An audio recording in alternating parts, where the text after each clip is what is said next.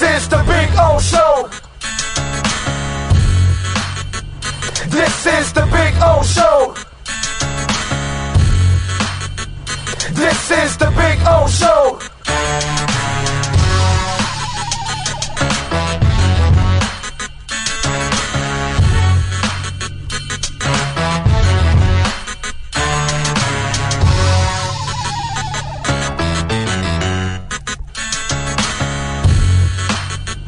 This is the Big O Show.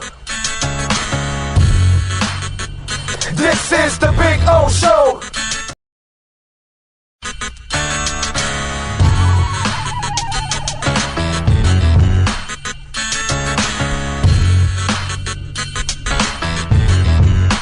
This is the Big O Show. This is the Big O Show.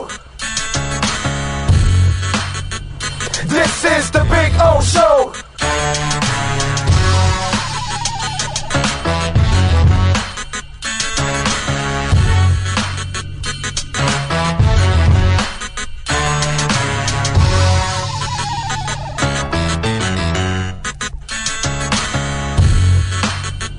This is the Big O Show. This is the Big O Show.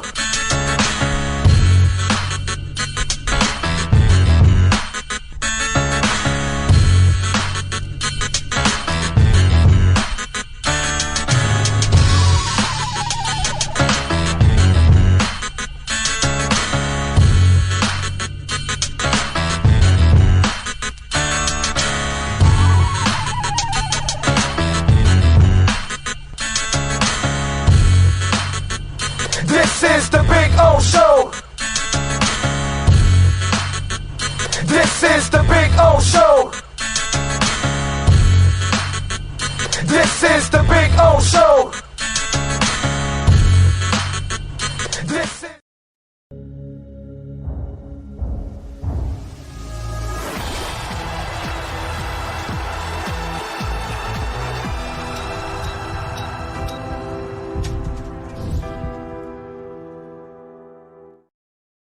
When presenting an award to an employee, athlete, executive, or fantasy GM, make sure you call Orvieto's Awards and More. For 35 years, these custom award specialists have been providing plaques, trophies, custom framing, while providing state-of-the-art laser and computerized engraving, UV printing, and glass crystal etching. They do all their engraving and printing in-house for quality control. Call Charles at 305-949-8098 or visit them at orvietosawards.com. Orvieto's Awards and More, where recognition is rewarding.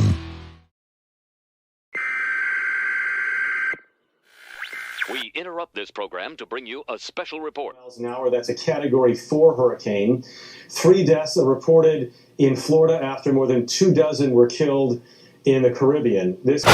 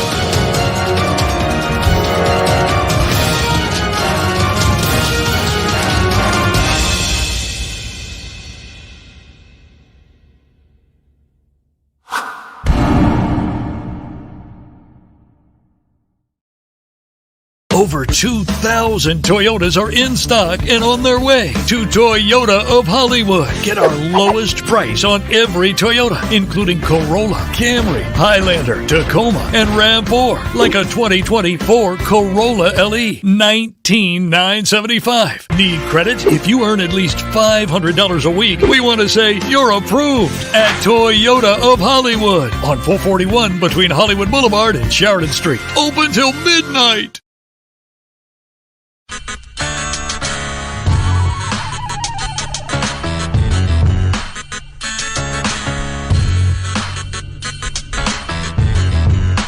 This is the Big O Show.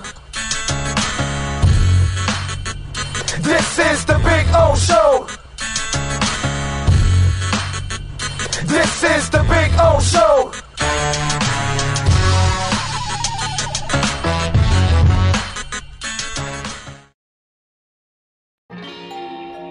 Oh, great. You have a doorbell camera.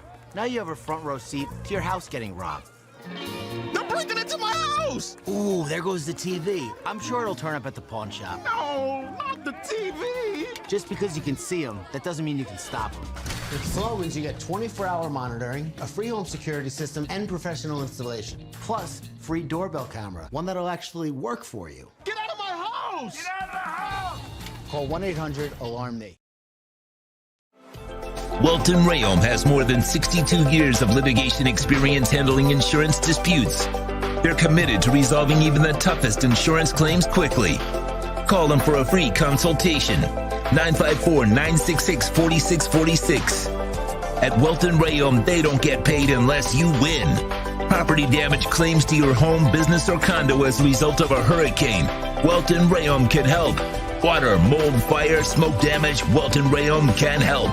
Call 954-966-4646.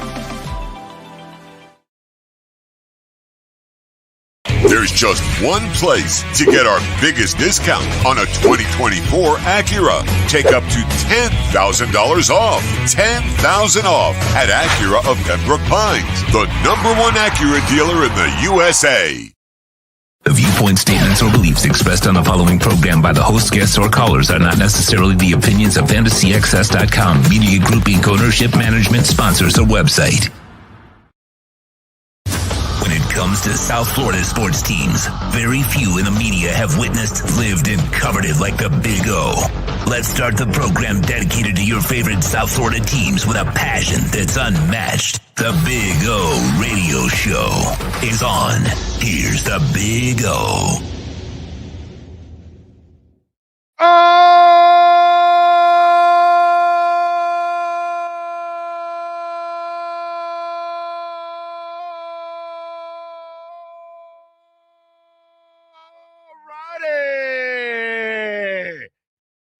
It's Friday. Really? Oh, okay. I was going to go, wow, man. I held it for a while there and the mic wasn't on. That would suck, bro. That would suck. Anyway. Oh, man. All right. Welcome aboard, folks.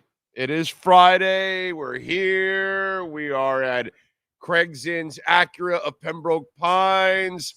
I see the ZDKs right in front of me. Those things are badass. I can't wait to have mine in 2025. Woo!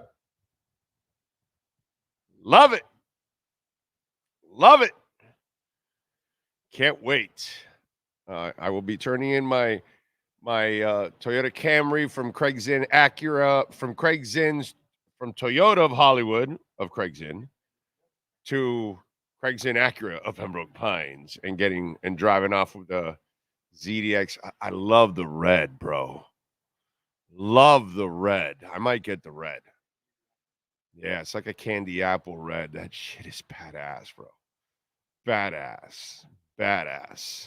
And the lease is like $499, $479 or something. It's and 0.9% financing. I mean, it's kind of ridiculous right now. You know what I'm saying? So there you go. So check it out, man.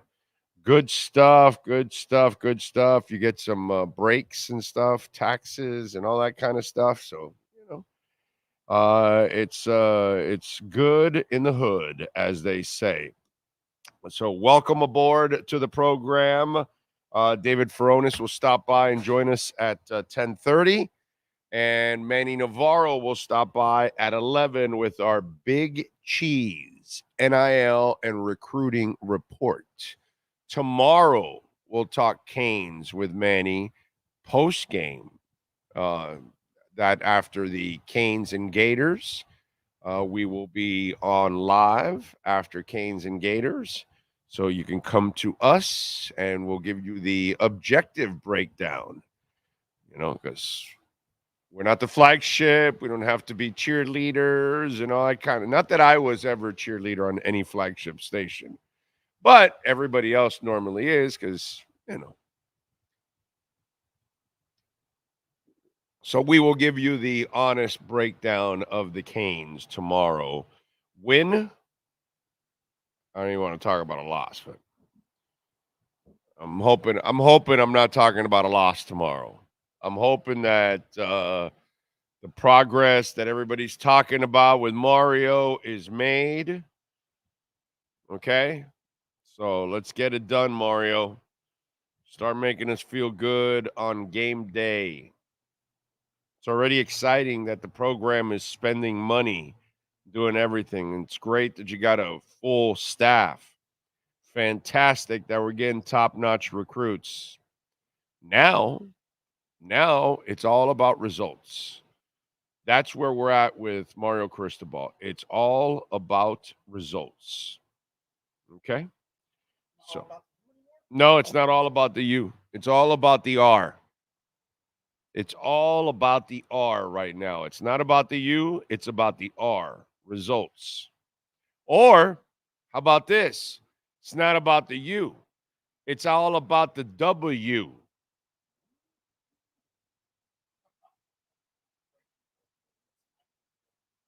Okay?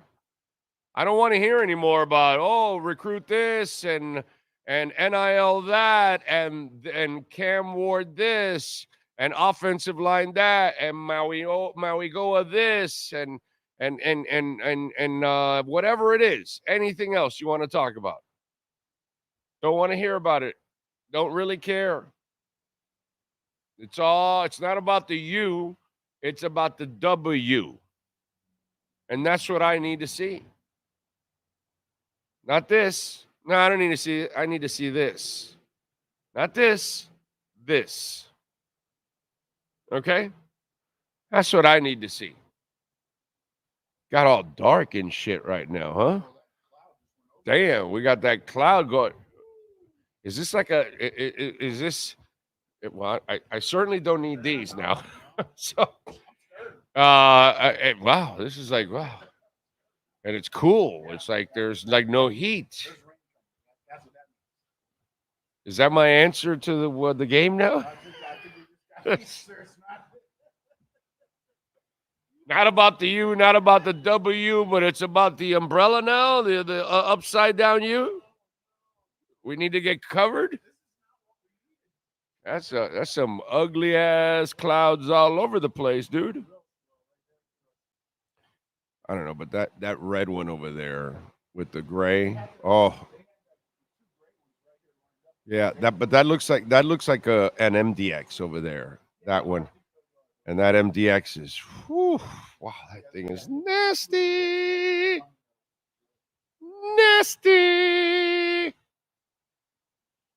nasty, bro. That's it. That's it. That's what it's all about. So we need it. See what happens. Let's see. Steve Chapman first in. I saw that on Johnny and Matthew Gaudreau.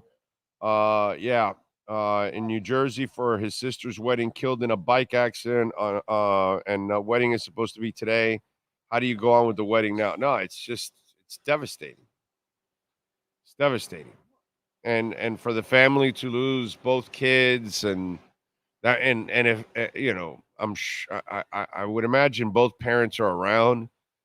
Jesus Christ, dude. No parent wants to bury their kids. Yeah, 31 and 29 is nothing. You have a whole life ahead of you, dude. I've almost lived double of each of their lives already. Yeah. No, yeah. You know, it's like that's not right, man. You know, that's where, remember how I say all the time, every day's a blessing? Every day's a blessing. Every day that you open your eyes, that is a blessing, period.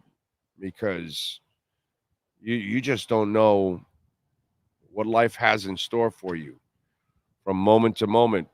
By my house yesterday, a tattoo parlor, some guy was outside, I guess a break or a smoke or whatever, and some guy pulled up to hold him up, and they shot him last night. It's close to my house, right off of Miller and about 134th, I think it was. I saw it in the news, and I'm like, holy shit, this is right close to the house. I mean, especially with this one too. They just went for a bike ride. And they were riding bicycles, not even like motorcycles or anything. Motorcycles is a different thing. But when you put a bicycle, you're pedaling. You're not expecting to. Treat Williams just died. Yeah. Treat Williams died the same way about, I don't know, a year and a half ago or something. Obviously, Treat Williams is a little older than these guys, but again, he was healthy. There was nothing wrong with him. It's a bike accident. Somebody ran him over and killed him. And it's just like, man, it's so sad. And you got to think that entire family right now is just absolutely devastated by all of this, you know? So, yeah, man. Oh, it's got to be brutal. So it's things like when you have, special dates and then something horrific happens around that date. Yeah. And then every time there's really no celebration after that point. Yeah, definitely. Yeah. So, our thoughts and prayers with the Gaudreau family. But wow, that is just, man, brutal. Life is precious. No doubt about that. Cosa Nostra, thank you for chiming in. Labor Day. I know my wife is happy because she gets a long weekend. Huh? Breaking news on the Dolphins front. What do we got? Mike McDaniel signed a new contract that extends him through the 2028 season. Okay. That's from Jeff Darlington. All right. Keeping him and Tua together. Okay. All right. Yeah. None of it means much because, like I told you, this is the hot seat year. So if he does well, then nothing, and it's all good. If Mike McDaniel struggles this year, then it becomes a hot seat year the following year. You know what I'm saying? And it's his fourth year, no matter with extension or nothing. It has to progress because really, this is more for show. To show the players that you have, because you're really approaching the end of his contract already, because you're in year 3, right? Yeah, so you're already approaching the end of Mike McDaniel's contract. So what you do is, again, this isn't Mike Brown and the Bengals. This is what we keep telling you about Stephen Ross. Say whatever the hell you want, but that's the right thing to do. The guy's made the playoffs 2 years in a row as a rookie coach. He's got a chance to make it 3 years in a row. And he's, obviously developed his quarterback and developed a hell of an offense. So he's shown enough. Now he's got to take the next step. We all know that. But in the realm of showing commitment, this has nothing to do with one or the other. You're willing to do both. I'm going to extend because that's the right thing to do. Plus, I would end up paying more in the long run. If I wait to redo his contract next year, the year after he's had playoff success, I'm going to pay even more. So let me get it done now. I send the message to the players. He's not going anywhere. Send the message to the league. He's not going anywhere. We want stability. We got stability with our quarterback. Now you guys got to go do it. And so now if Mike McDaniel goes and gets the results, you get the bargain as a front office. And if he doesn't, then you must be willing as an ownership group to say, yeah, in another year we got to part ways if he doesn't turn the corner and eat the rest of that contract. And he'll do that. And other organizations might hang on to coaches an extra year or two because they can't afford to let him go to pay another coach. So in both ways, the extension to Mike McDaniel works within the football world, and it works also because it shows that you're committed to your team and you're willing to do whatever it takes. And as much as he'll give you the contract, he'll eat it too if he has to. And that's big. That's a luxury that if you keep watching the Marlins and you watch the Bengals and you watch the Raiders and you watch the Chargers and you watch, certain organizations that are just notoriously cheap, and it's something that is a hurdle for you to win. Doesn't mean you can't do it because, my God, Jeffrey Loria won a title because the world was perfect for him. Dombrowski left him an amazing amount of talent, and all he had to do was fill it in with a couple of players, and that's it. So even the worst owners sometimes have dumb luck. You know what I'm saying? But more often than not, cheap ownership will get in your way a lot of times. And look at Bruce Sherman. He's not ever going to get anywhere. He can have that little kid that sounds like his voice hasn't gone through puberty as his GM and selling you all this bullshit, but there's no real commitment there. Just a bunch of lies. And that's where I give Stephen Ross a lot of credit. He puts his big boy pants on and says, yeah, no, we got to give him the extension now because we're getting towards the end. Plus, we need to show to everybody that we're committed. And then, yeah, I know if he doesn't turn the corner in the next year or two, we may have to eat that contract. We'll do it. That's big time. That's big time. Let's see. There you go. So, hey, there's a subject that I had no idea I was going to talk about. How about that? Yeah, how about that? Let's see. Costa Nostra, Jamie Zorria out in San Jose. Don't forget, please smash the like button. Smash it, smash it, smash it. Don't forget, you can also make a donation to the program Cash App or Venmo at Cash Big O Show. That is Cash Big O Show. Cash App or Venmo. Cash Big O Show. That's Cash Big O Show. And you can make a Bitcoin or Ethereum donation. Which, Ray Martinez, thank you, sir, for making that Ethereum donation today. I appreciate that. Says, happy Friday, go Canes, keep investing. Thank you, sir. As always, Cash App or Ethereum. He sent Ethereum through Venmo. So you can do that on Cash App or Venmo, whether it's Bitcoin or Ethereum.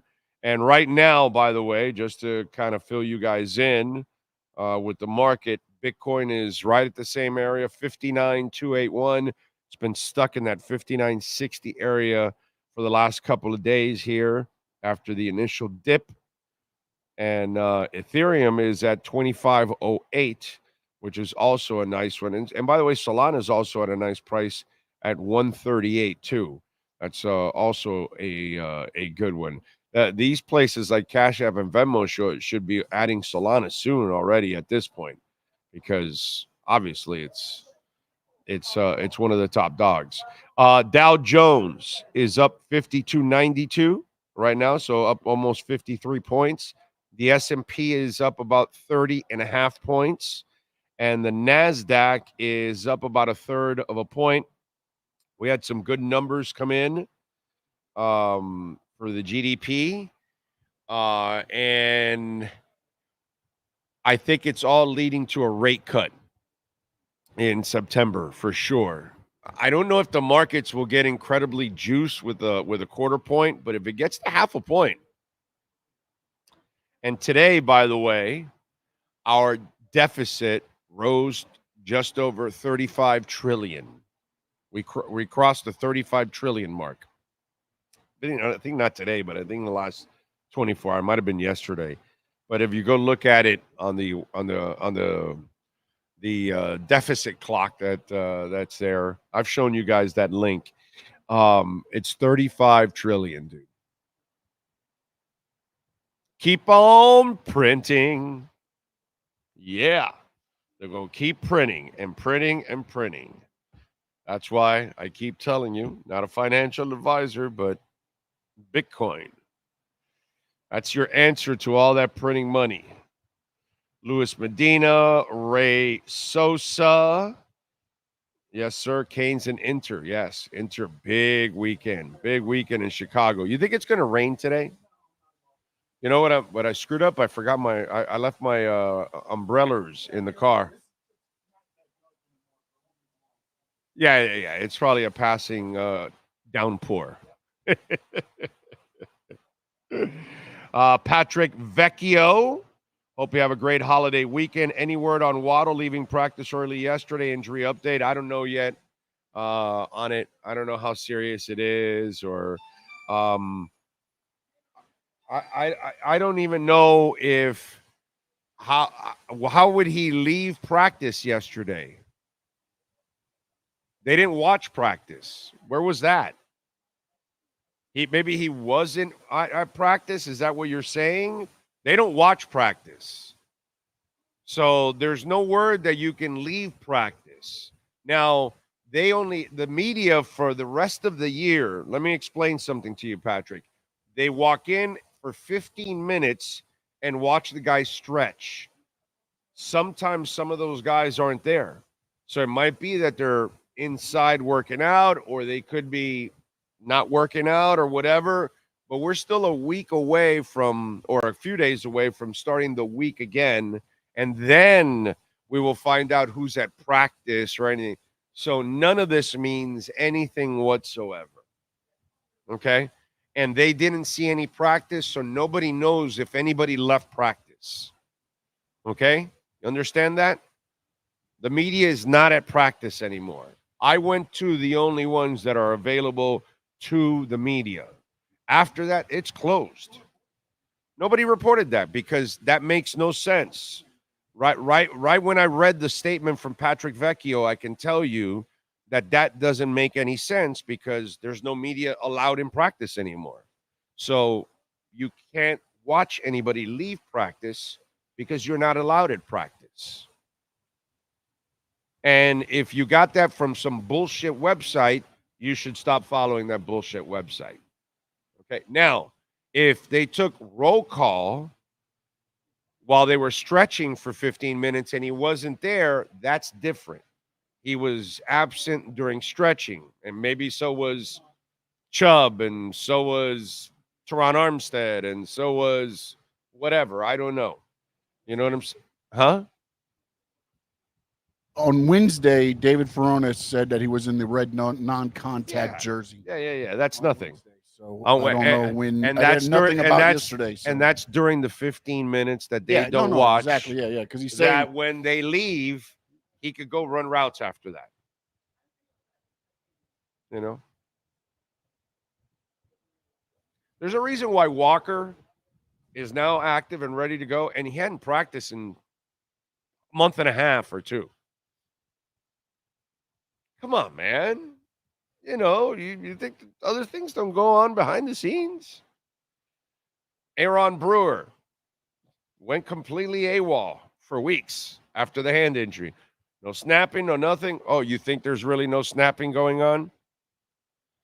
You know, it's just... Anyway, but fill you in on that. Nobody watches practice anymore. They don't know anything about what's going on in practice. Nobody does. None of us do, because we're not allowed in practice anymore. One-Eyed Jack is in the house. Oscar Rojas is smashing it, and the like button too. Steven Gonzalez, to a time. I've never visited Graceland. No. Never have, man. But I would if I was in the... I can't say I'm going to drive and I'm specifically going to Graceland. this isn't the 70s and I'm hanging out with my mom. I'm in the back of the Malibu. And that's probably what she would do because she was, oh my God, that woman was crazy for Elvis. Elvis and Tom Jones. I think my mom had orgasms every time they were there on television, jamming on the Zenith. And she's there sitting, I'm there, on the side. She was probably having orgasms. I didn't even know what the hell was going on. But all I know is that when I would go over to the Magnavox, big old furniture, slide that thing open, go down to the side where all the albums were. I can find all the Tom Jones albums, all the Elvis albums. They were all there. I could jam them all if I wanted to. So, but I would go if I was, in the neighborhood. Okay. I know my mom would have dragged my ass out there if I was, young and back in the day. Alex Palenzuela, Kyle Cockrell, thank you all out there. Ocala Joe, he says, I'm torn between my Canes and Gators because both my daughters went there. Still got to go with the U. There you go. New Big Sean album out today, and it's absolute fire. You got a new album, huh? Damn. Big Sean dropping albums and everything. You're going to buy your own album? Oh, okay. You dropped it. You're going to pick it up. Okay. I got it. That makes a lot of sense. Michael Lombardo is in the house. He's in Rock Hill, South Carolina. He can't wait for the start of the season. Go Fins. Thank you, Michael. I appreciate you. NorCal, he is smoking it and jamming and watching. All right. Is Furones ready to go? What does he look like? Oh, yeah? We're interrogating him? Is that what it is? Okay. All right. So apparently he's in a rubber room. That's what I'm told. I don't know. That's what Sean says. I have not watched it, but apparently David Furones in a rubber room. And who knows? Maybe we've got him in a straitjacket too. I mean, you cover the fins long enough, you could end up in a straitjacket and in a rubber room. That is all possible. Maybe Furones has already reached that point. Let's find out in our Welton Rayom Miami Dolphins report. All rise, football fans, as the Welton Rayom Miami Dolphins report with David Furones is in session. Welton Rayom has more than 62 years of litigation experience handling insurance disputes. They are committed to resolving even the toughest insurance claims quickly. Call them for a free consultation. 954-966-4646. Here's Miami Dolphins insider David Furones. All right. Dolphins a little over a week away from the start of the season. The one and only David Furones ready to join us. Welton Rayom, of course, proud sponsors of this segment. Call Jeff Welt, Daniel Rayom. The consultation is free, by the way. Cool little email I got yesterday at BigORadioshow@yahoo.com as I give it out every once in a while to you all. One of our listeners called Welton Rayom. It was just like a year ago. And they were really happy with the results and the check and all that. So he sent me an email to thank me because they were in a car accident and Jeff and Dan, crushed it again. So listen, folks, whether it's bankruptcy, and I know a lot of people are dealing with bankruptcy issues right now, unfortunately, because of inflation and everything going on and taxes and everything, people are going into their 401ks like never before. Record numbers, savings accounts all across the country are at record lows. Okay. All this stuff can be tracked. And I know that it's going on, unfortunately. So Welton Rayom has been dealing with that also. So it's not only condo damage. We tell you all the time, since we're in this weather hell at times, we just got a torrential downpour. Somebody has a busted pipe. You live in a condo, townhouse. Please call Welton Rayom first. They've got the adjusters. They'll send them there, and then they will then call the insurance companies for you and attack them. Remember, the consultation's free. So you think you have a case, you're sure you have a case, you're not exactly sure, but you got questions. It happened a week ago, a month ago, a year ago, 2 years ago. Man, statute of limitations may not have run out. Call them, 954-966-4646. And I'm so happy when I get a listener reaching out and thanking me for Jeff and Dan, because they just do incredible work. All right, buddy. Let's get to it. Where do you stand on some of these injuries? Because personally, I could start off with Odell Beckham. Everything I heard goes contrary to what happened. Yet Anthony Walker hasn't been on the field for a month and a half, and here he is playing.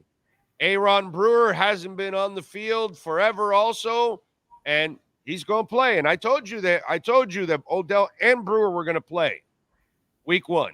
Well, Brewer's there. Walker's there.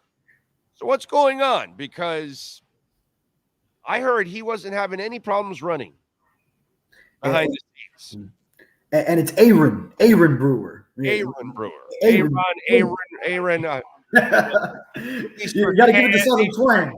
These tans and certains and these a chans and a chains, and it's just like they're always screwing with me, bro. Come on, let's go. All right, let's go. Sealer, Siler, not Sealer. Come on, we know that one. Okay, but when he first got here, is it a Siler or is it a Sealer? Yeah, people were wondering. Yeah. Okay, so sometimes we zig and then there's a zag. I'm just saying. So, all right, no, but seriously, Brewer hadn't been out, and I kept telling you because I kept hearing he's playing, and I kept hearing Odell's playing, he's playing, and I heard he wasn't having any trouble. I wish I can describe how he was running, but I cannot describe how he's running because I promised. But he was running very well. Yeah. And so I don't understand any of this, and I get it. And look, I'll take the L. I got no problem with that. You know what I'm saying? But same people were telling me, no problem, Brewer's playing. No problem, Odell's playing. And something happened. Yeah. And we've seen Odell running. We've seen him, do a lot of other work on the side that I think leads you to be encouraged. And I think that's why also it came down to the final day as opposed to the other 3 that were on PUP, Bradley Chubb, Isaiah Wynn, and Cameron Good, where Mike McDaniel immediately said the Monday before, we already know these guys will stay on PUP, definitely out the first 4 weeks. But then beyond that, Odell Beckham Jr. He still kind of left it open for that last day. So I remember coming on with you that same day, and hey, I predicted it with you. Like, okay, I think there was a reason why they separated his situation, but I think also it came down to you start with 2 games in the first 5 days, and then maybe a guy that you is brand new to the offense that hasn't had the practice, hasn't been able to run a route with Tua Tagovailoa to this point, then maybe you do want to give him the first 4 weeks to just say, hey, you had an offseason procedure that we were aware of. If you're the Dolphins, make sure you're all good, and then go ahead and we need you for the long haul, not for the first 4 games to then see a flare up as you're trying to hurry yourself into getting incorporated in the offense. So, I respect the way the Dolphins go about it right now. Now, I hope also that Tyreek Hill and Jalen Waddle are good to go for the start of the season because they have to be. No, they have to be. Yeah, you're not doing that if you know what I'm saying. They have to be. So, but here's where I disagree. Okay, because I'm sorry. One day this is going to come out, but when you tell me what he's doing, okay, so fine. You have 2 games in 5 days. So you play him either against the Jags or against the Bills is what you do. You don't put him on the IR. You just maybe inactive for one of those games, and then one of your receivers that you have on the practice squad, you activate him for that. You don't play him in 5 days twice. You play him once. You choose which one you want, the Jags or the Bills. And if you choose the Bills, it's a Thursday game, which still gives them 10 more days to recover for the Seattle game. Or you play him for the Jags and then rest him for the Buffalo Bills, and then he travels with you with Seattle, and he's had 2 weeks to rest, plenty of time. So the only thing, and here's the one thing that I've always openly admitted to everybody, it is hard to get injury information. I can get other information. Injury information is really hard. There's something across the board in that building that they really want to get away from. Like, no matter who you talk to, they don't want to address injuries. And you see it how Greer does it in public. Behind the scenes in that building, they do the same thing. All of them.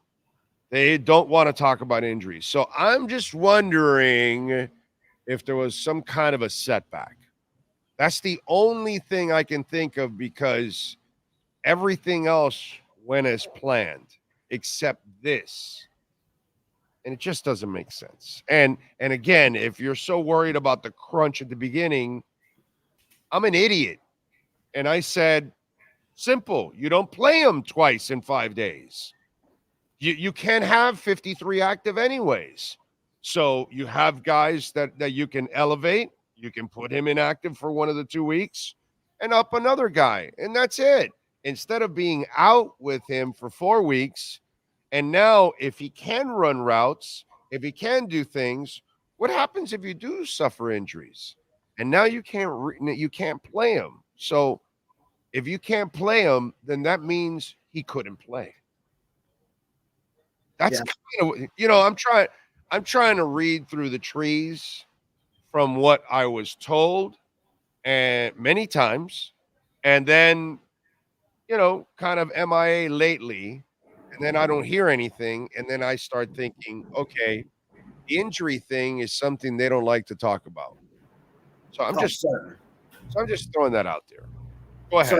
Go ahead and chew on that. There's a lot of factors into why they don't disclose so much injury-wise. I mean, first, it's the players themselves, their livelihood. They don't want to put their business out there. For one, a lot of the other injury stuff, it's because it's league mandated. So, I mean, even Mike McDaniel just yesterday, a couple of times, was answering some questions with like, I am not mandated to answer that. Snapping, the Brewer snapping question. Brewer snapping, right. Anthony Walker's situation. And then we did end up seeing he returned to practice later on when we had a practice viewing. So, and when was the last time you saw Walker at practice? It has to be more than 3 weeks. But I mean, like very start. Yeah, like a month.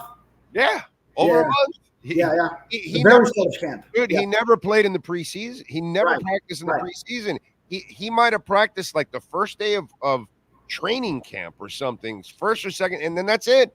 You never saw him again, and all of a sudden he's playing the regular season. Yeah. So, it's – and so he doesn't need practice, and Odell which one's more complicated, linebacker or receiver? Yeah.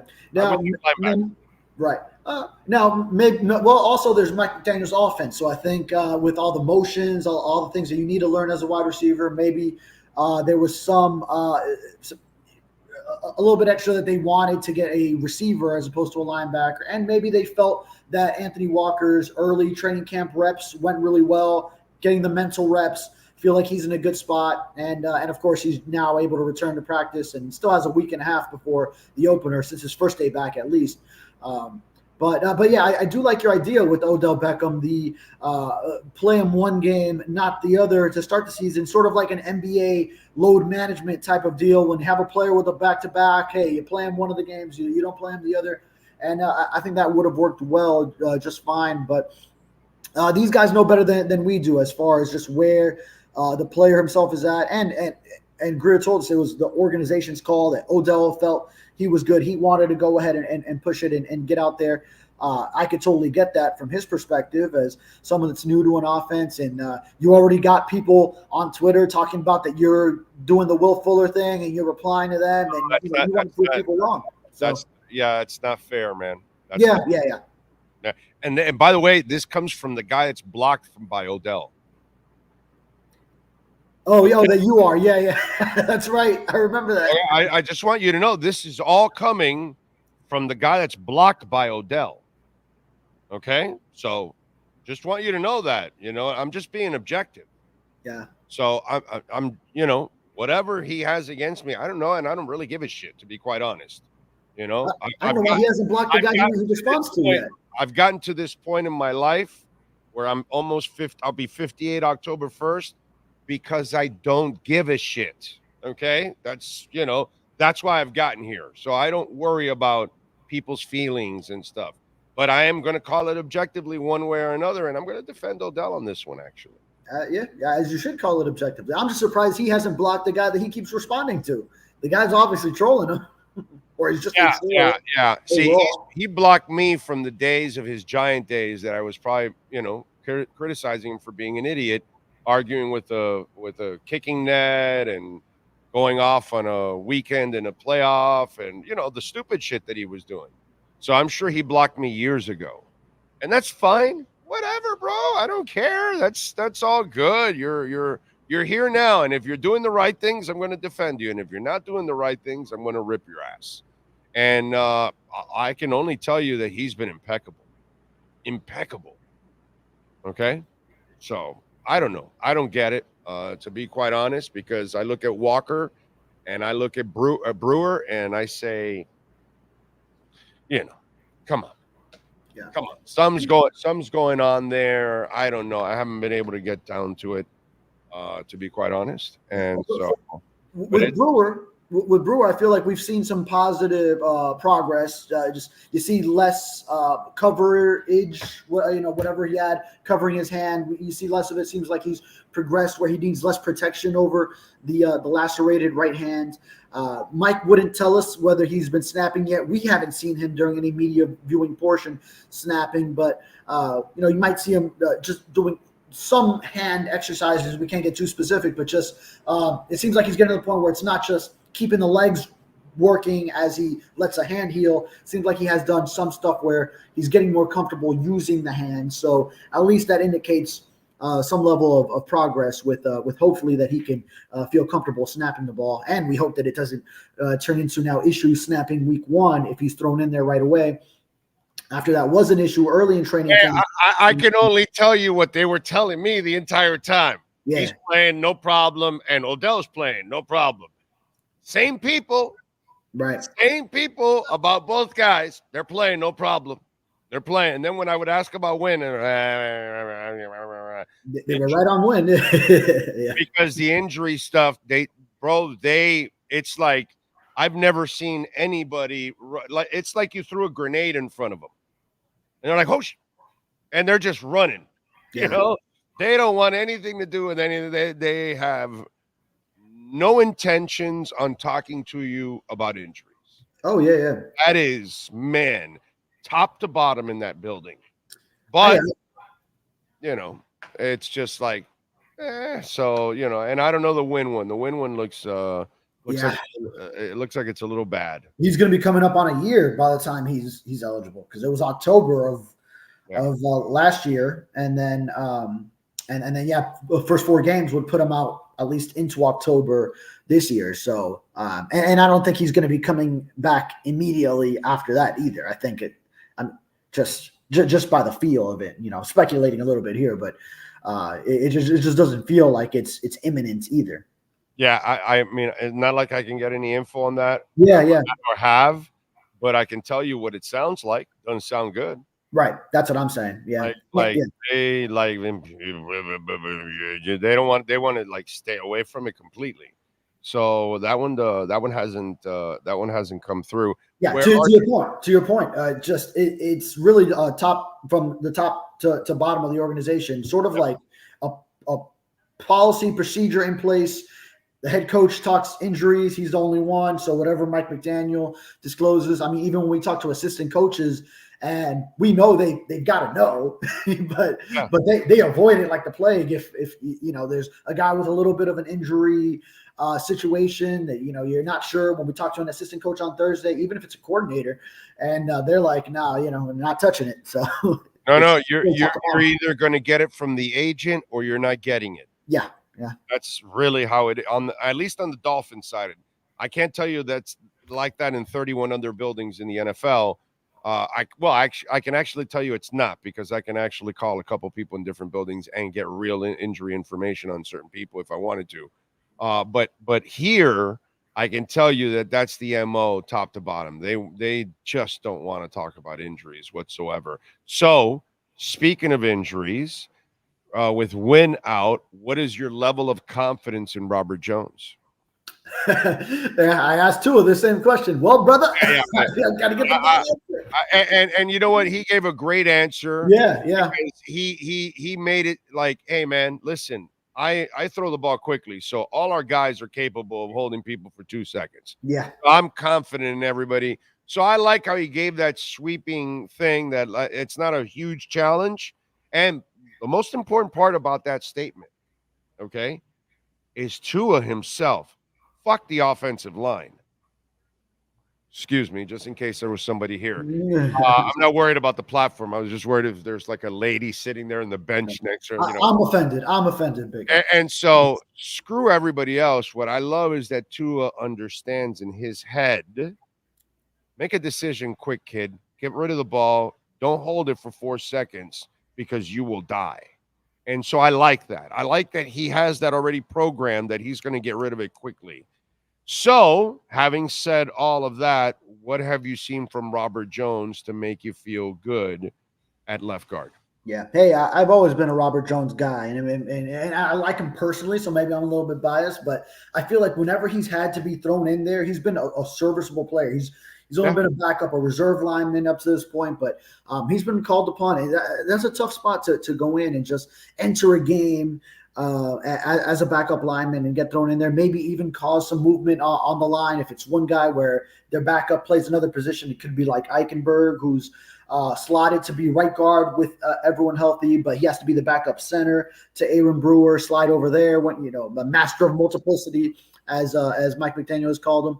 So both for him and for Robert Jones, I feel just confident in that they'll do what needs to be done in this offense. And I know it is a popular thing to go ahead and be down on these linemen, but end of the day, last year we went in with very similar concerns, including with Austin Jackson, who then turns out to be a tremendous. Halfway through the year, he's a revelation. He gets this contract extension, so he got that taken care of after there was so many. Halfway through the year, he was worth the draft pick. Exactly. Yeah, and it took until year 4 to really see it, and then now you feel pretty good about him. Not saying it'll work exactly that same way for Liam Eichenberg, who the team had to trade up in the second round the following year to get. And Robert Jones, he's made his way as an undrafted guy, so he's always been an underdog. He carries that chip on his shoulder, so I like the way he approaches things, and I think he's had a really solid camp. And I like him there at the left guard spot. And especially, like Tua said, for what's needed in this offense, Tua gets the ball out quick.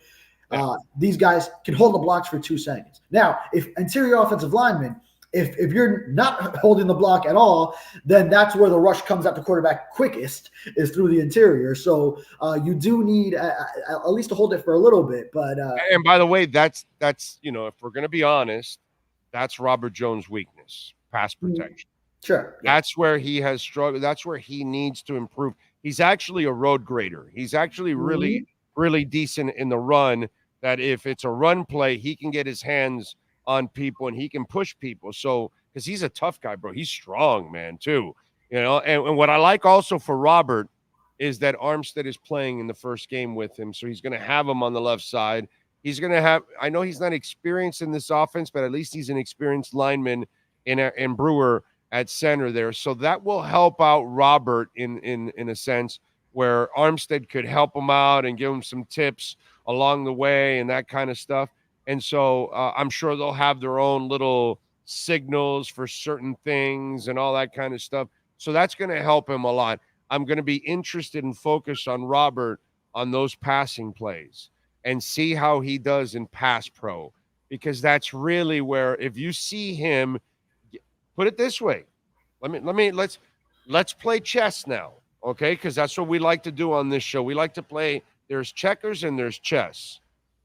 We all assume Isaiah Wynn has the job when he comes back. Nobody over there? Okay. That's bullshit. That's complete bullshit. Because if Robert Jones establishes himself at left guard and is able to pass pro as good as he can run block, and he's more durable than Isaiah Wynn, and he gets in some kind of a groove over the next month and a half, te jodites. Te jodites. And if Isaiah Wynn needs to find out what that means is, my man, you're headed to the bench permanently from here on out. That's not a direct translation, but what? That's not a direct translation to Nah, but you know what I'm saying. Yeah, you know. In other words, you're screwed, buddy. He's taking over your spot. Is that better? Is that a better translation? Yeah, exactly. You're screwed, buddy. You're screwed, buddy. They took. So that's the other thing about this storyline here, you know, which is a good storyline for you in the paper. Robert Jones, could this be an audition or could this be a permanent solution? You know what I mean? There, I helped your headline guy too, by the way, right there. Also, okay? And so, you know, seriously, don't you think that for Robert Jones, it's not like he's taking over some guy that he's not taking over for Teron Armstead at guard. No, he's taking over for a guy that played 7 games in his history here for the Dolphins. That doesn't mean you own the job. Exactly. And it was a competition. Remember last training camp 2023 that all of those guys were in, Robert Jones included, Liam Eichenberg, Lester Cotton, again, all these same guys that returned, that Isaiah Wynn ended up winning over them. And yeah, you had the Dan Feeney, who then he got released then, and then sort of like Jack Driscoll this year, he also was part of the competition, lost out, and now he's out from the Dolphins as well. But yeah, Isaiah Wynn was a guy that was still, he had to earn that job last year, played 7 games. And I remember I was always kind of baffled that I felt a lot of the fan base, maybe that's not plugged into Isaiah Wynn's injury, going into training camp, they were kind of like locking him in as the left guard and saying, oh, it's competition at the right guard spot. I was continuously writing, no, it's both guard spots are full-fledged competition, and we know nothing about Isaiah Wynn as we were entering training camp, and we still haven't even seen him practice because he's still going to be on PUP. We might have seen him on the side here and there, but then even then, after at one point he disappeared from even that. So it was a serious injury that he suffered clearly to the quadriceps, and one that maybe has led to a setback. Mike McDaniel wouldn't tell us for sure, or has led to some other muscle. Yeah, it's had its ramifications, and right now we don't know what there is in Isaiah Wynn as he will return. And even Butch Berry, offensive line coach, and all the offensive coaches will have to see what he looks like for several weeks as he ramps back up, whenever that is, if it happens. So, yeah, you cannot slide Isaiah Wynn back in. And Robert Jones, if he's solid, he could really just hold on to this spot for sure. By the way, on Tuesday when they went down to 53, it was Tuesday, right, when they went down to 53? Yeah. And then the shocker was Tanner Connor. And, again, this is all before Mike McDaniel said anything. I was on a show, and I said that they kept Tanner Connor because he's also a wide receiver. He's a former wide receiver. And because they're short on wide receivers, they could actually use Tanner Connor as a wide receiver. And you can imagine that if you have Hill and Waddle on the outside, and then you've got Jonnu and Connor running inside, you know, that's a pain in the ass. Tanner Connor actually might be faster than Jonnu Smith. You know, I don't think people realize how fast Tanner Connor is. And sure enough, Mike McDaniel yesterday in the press conference kind of talked a little bit about that. Your thoughts? Yeah, absolutely. I mean, he has that background, and then you're short at the position. So you can make up for lack of depth at one position as you make your initial 53 and shape your roster with a guy who has that versatility. So, yeah, good for Tanner Connor now getting another shot after he made the roster his first year as an undrafted rookie. And then he had some injuries in the offseason in between, but then was and also that first year, and then was on a practice squad member. You could tell the Dolphins still wanted to keep him around and felt there was a solid project there to build upon. So Good for him now to get back on the spot. He made some plays throughout camp, but then I wasn't so sure. I mean, I thought he wasn't going to be on the 53, to be frank, but especially after he had been in the red jersey, had some injuries at the end. I thought maybe that was kind of like his shot, and then he wasn't available. But the Dolphin staff believes in him, and then you get a guy who could be a taller receiver at a position where you're short. And then also you pick up the Grant Dubose kid off of Green Bay's training camp roster. So another guy who can be at 6'2", a more physical, bigger pass catcher, which is something that the receiving core lacks, especially when the active, and you send Eric Azukama to the practice squad initially, but so especially when your active roster receivers are Tyreek Hill, Jalen Waddle, Braxton Berrios, and Malik Washington, which is all, I mean, they're all right there with me in terms of height, you know. So it's one of the shortest. It's got to be the shortest receiving core in the NFL for sure. Yeah, no doubt about it. All right, what do you got going on in the Sentinel so folks can check you out? Yeah, actually, I mean, planning on enjoying a nice weekend where I don't write too much, but I do plan on writing a feature on Andrew Meyer, the undrafted rookie lineman that made the roster. So get to know him a little bit. And also just wrote on this breaking news as Jeff Darlington posted about Mike McDaniel getting extended. So, as I'm sure you had covered before I hopped on. I just said, this proves that, Stephen Ross is committed. You send the message out that your coach is comfortable, but still, if Mike McDaniel doesn't get it done this year, this becomes the hot seat year next season. And also, Stephen Ross has to be willing to eat the same contract he just dished out. Because in a couple of years, if he doesn't show the results, they're going to be forced to make a change and eat a lot of that contract. Yeah. I mean, I love everything Mike McDaniel is doing. And with this roster, though, yes, the results need to show in the playoffs, because this is a roster that, when healthy, and I know we haven't seen it healthy at the end, when healthy, should be competing at a greater level, advancing in the playoffs, and going and challenging Buffalo to win this division and not blowing a 3-game lead with 5 weeks remaining, which would have given them a home game to start the postseason instead of frigid Kansas City. You could go on and on. I mean, it's time. It's time. This season is all about winning the playoffs. So set yourself up to be able to win the postseason and actually start winning in the postseason. Yeah, so it's an interesting dynamic. Stephen Ross is willing to give the contract to show stability, but he's also got to be willing to eat that same contract in the short term if he doesn't turn it around. So follow him on Twitter. Just to wrap that up, same way Mike McDaniel showed confidence in Tua to get him to be this next level Tua. Now this is also the owner reciprocating that to his head coach. I'm going to show you the confidence as well. Like, you're not on my hot seat. Let's make that clear. But now he'll have to now reciprocate that and show the results on his end the way Tua did for him, and so on. Amen. All right, follow him on Twitter at David Furones _. Better yet, subscribe to the South Florida Sun Sentinel. David, have a great Labor Day weekend, my friend. I appreciate you. Yes, sir. Thank you.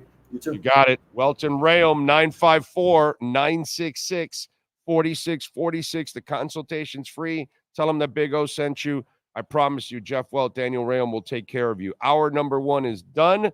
Hour number 2 starts. And we will start it off with Manny Navarro and the Big Cheese NIL and recruiting report next. This has been another session of the Welton Rayom Miami Dolphins Report with David Furones. At Welton Rayom, they don't get paid unless you win. They handle complex personal injury claims caused by the fault of another in both state and federal courts. They handle auto, trucking, motorcycle slip and fall, and bicycle accidents. Call 954-966-4646. Welton Rayom can help.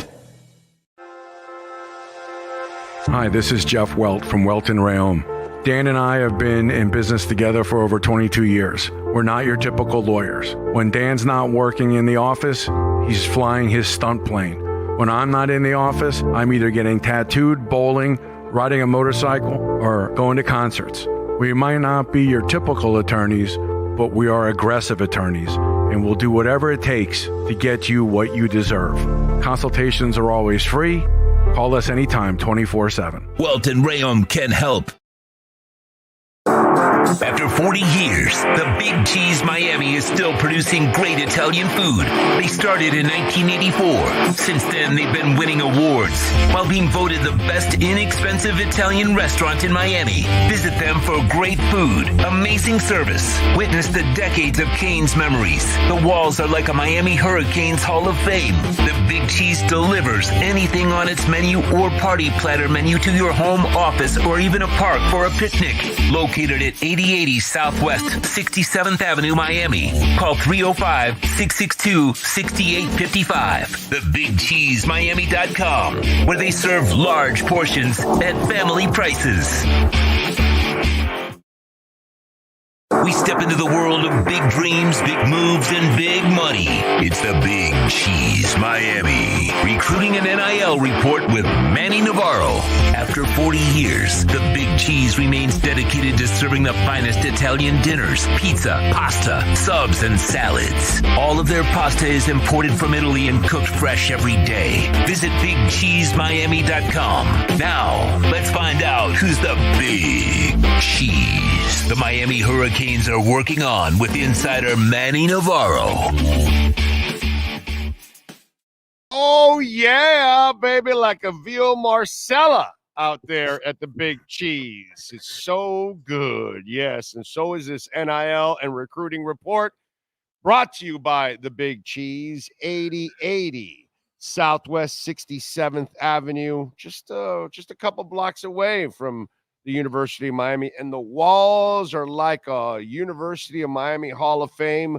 We'll be broadcasting from there in October. We'll have a bunch of prizes and all kinds of stuff. So please join us. 40 years, man, the Big Cheese. How you doing, Manny? You doing good? Doing good, oh. Getting ready to drive up this afternoon. I'm driving up with my old Miami Herald teammate, Susan Miller-Degnan. She's going to be coming out of retirement for the game this weekend to write a couple sidebars for the Miami Herald, and we're going to drive up together and reminisce about the 20 years we worked together. That is awesome. That's fantastic. So Susan coming out of retirement, that's great. Damn, she picked a hell of a game to come out of retirement. That is good. Sure. We've talked about this, right? And I was having some fun with it at the beginning of the show today. And I said, "Hey, man, the recruiting's been great, and you're improving the facilities, and you got the NIL program going, and all of, and it's no longer about the U. It's about the W. Mm-hmm. That's what it's all about. And you've got all you need now. You've got what no UM coach has ever had. Everything you need to succeed. Every resource that most coaches never had, you have it.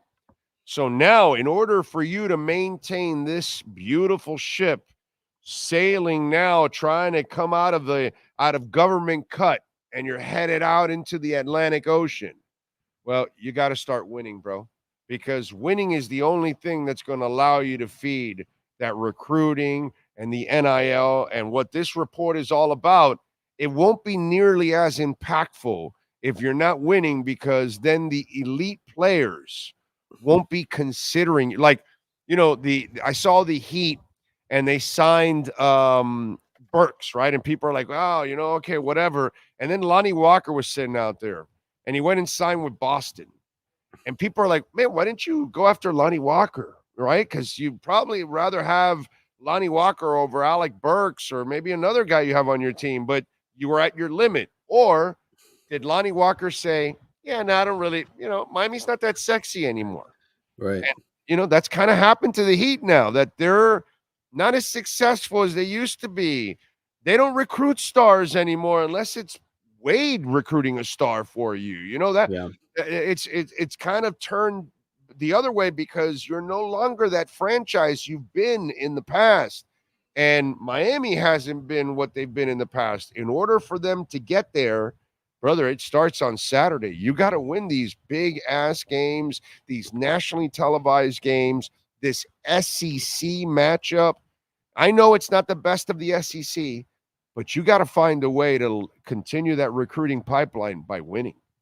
Yeah, and the reality is there's going to be a lot of players in attendance, guys that Miami's interested in, guys that are committed to other schools right now that they want, guys that are in the 2026 class that are undecided. And the one thing I'll tell you is the players will tell you what matters ultimately most is the relationships that they have with the coaches, right? Who's recruiting them to that school. But when you go to a game like this and you're in the moment and you're in the swamp and you're there for a rivalry game like this, or you're, in Tallahassee when the Canes play up there, or the Seminoles are here and you're here at Hard Rock Stadium, those moments stick with these kids. They do, those in-game moments. And so to me, final decisions may not be predicated on what happens in a head-to-head matchup between the Canes and Gators, but I guarantee you it affects the thinking of guys long term. Do I want to come back and play for Miami, right? Even if I pick another school or sign another school, when I get in the transfer portal, do I, when you sit there and you have to make a decision, do you think, oh man, I was there that day, they got their asses handed to them by the Gators in the swamp, or I was there that day, Florida State embarrassed them, or, so I think all of that does matter somewhat when it comes to making decisions and it comes to deciding where you want to go. And so it's absolutely important. This game is absolutely important for all of those reasons. Yeah, and when you're saying that all the recruits that are going to be there, these are the moments, man. You got to shine and find a way to win, so you can have the Travis Hunters come to your team, because man, I'm watching that kid last night and Horn Jr., and I'm like, man, that's what the U needs. You got to get one of those kind of cats. We haven't had a Michael Irvin and a Perriman and a Moss, and we haven't had an Andre Johnson. Yeah, I don't know if another Andre Johnson will ever walk through the doors, but you know what I'm saying. We haven't had that great receiver come through the door. And last night I'm watching Colorado, and Shador has got two fantastic receivers making play after play. That's the winning. The W will bring those kinds of recruits. Yeah, and those are the kids that are going to be at this game. You got some big-time 2025 guys that are committed elsewhere. DJ Pickett, who's a 5-star cornerback, who's committed to LSU. He picked LSU over Miami and Oregon, but he's going to Florida to go watch this game, right? He hasn't signed on the dotted line yet. Dallas Wilson, a wide receiver, another top 100 recruit who's committed to Oregon. He lives in the Tampa area. He's been committed to Oregon for a really long time, but he's going to this game because why? He wants to see if Miami's for real. He wants to see, is Cam Ward the real deal? Is this offense the real deal? Can Mario win in a tough environment? 2026 kids, Calvin Russell, who's a 5-star out of Miami Northwestern, probably the best receiver in the city. He will be in Gainesville for this game. Derek Cooper. Right. We need it. All of these guys, Jabari Brady, all legit studs that are going to be in Gainesville to watch this game. So when you talk about what happens with a kid and do they believe in your program in year 3, you need wins like this. And you Mario, no, don't get in your way of, because you have an aggressive offensive coordinator by nature. Let him be aggressive, because if you have those recruits in the stands and others watching on television nationally, show them that you're going to, hey, you know what? Show them the fun and gun in Gainesville. Yeah, show them what they used to do, right? With Spurrier. Right. Show them the fun and gun in that. The Mertz kid is a smart conservative quarterback. He's not an aggressive quarterback by nature. He won't turn over the ball. Okay, so you're going to have to force it out of him, but he's also not going to force the ball to give it to you either. You know what I'm saying? So this is kind of interesting. You're not going to have fun and gun for Florida. And I don't know if Miami has the weapons outside to be fun and gun, but somehow or another, man, we kind of need Cam Ward to ignite it, man. Do something, Yeah, I think just coming out and winning the game would be a statement for Miami. Yeah. Whether or not Ward throws for a bunch of yards or they run for a bunch of yards with Damon Martinez, I think the biggest thing is put up or shut up time. And Billy Napier's lost 5 games in a row. He's 11-14. Mario is 12-13. Mario loses this game. He's got the same record as Billy Napier, and he's got a head-to-head loss to Billy Napier, who plays a much tougher schedule. All right. So listen, a seafood pasta at the Big Cheese is absolutely delicious. I've had it many, many times because I do love the seafood pasta there. What's also delicious is the facilities now at the Canes. That is no longer an issue, correct? Yeah, I mean they've been upgrading the facilities for a while, and but what they were talking about before was this 200-300 million dollar spaceship is the way that Mario Cristobal described it. They've put that on hold. Now they're still upgrading the locker rooms, they're still upgrading the weight rooms, they're still taking that to the 21st century. But an entire building dedicated to just football, all the stuff that we saw photos of and renderings of and all that stuff, that's on the back burner because the more important thing is the Jerrys and the Joes, paying for those guys, having one of the top payrolls in college football when it comes to NIL. That's a real thing. And On3 this week came out with their top 15 rankings for the strongest NIL programs in college football. Miami was number 5. And I will tell you, the fact that there's only a few schools in front of them. I think Ohio State, Tennessee, Texas, and Oregon are the only ones. The reason that's so important is we're playing a professional game of football now, right? I'm not going to sit here and pretend it's college anymore. You're playing professional football. They're semi-pros now. Imagine if the NFL didn't have a salary cap. What would life be like? Stephen Ross, yeah, baby. Yeah. Right. Mike Brown is screwed. You Cincinnati Bengals, you Chargers. You would have to even throw away that shirt of yours that you have of the Chargers. That's true. I would. But the reality is Miami in college football being the 5th highest spender or being considered in the top 5 in terms of the strongest NILs puts you in a huge position because that makes you one of the 12 teams every single year that makes the playoffs, or it should. Right? Yeah. It should make you one of the contenders every single year to win a championship. So I think when we talk about NIL and we talk about recruiting, and that is more important than anything else. And you and I have had long discussions about this over the years. Until Miami starts spending money, they're not going to compete, right? And this was before NIL came out. You and I were talking about this in 15 and 16 and 17 and all that kind of stuff. And what happened? Now all of a sudden people are talking about Miami in a different way. Why? Because they spent money to buy players. And that's that ultimately is going to be the difference here. And I think that's, you should be very encouraged if you're Miami. Regardless of what Cristobal does, he is bringing in talent and he is upgrading this roster. Yes, he has to win, but you can't win without the players. You just can't. Right. And Miami's NFL track record, I don't care what anybody says, because everybody, but they had good recruiting class.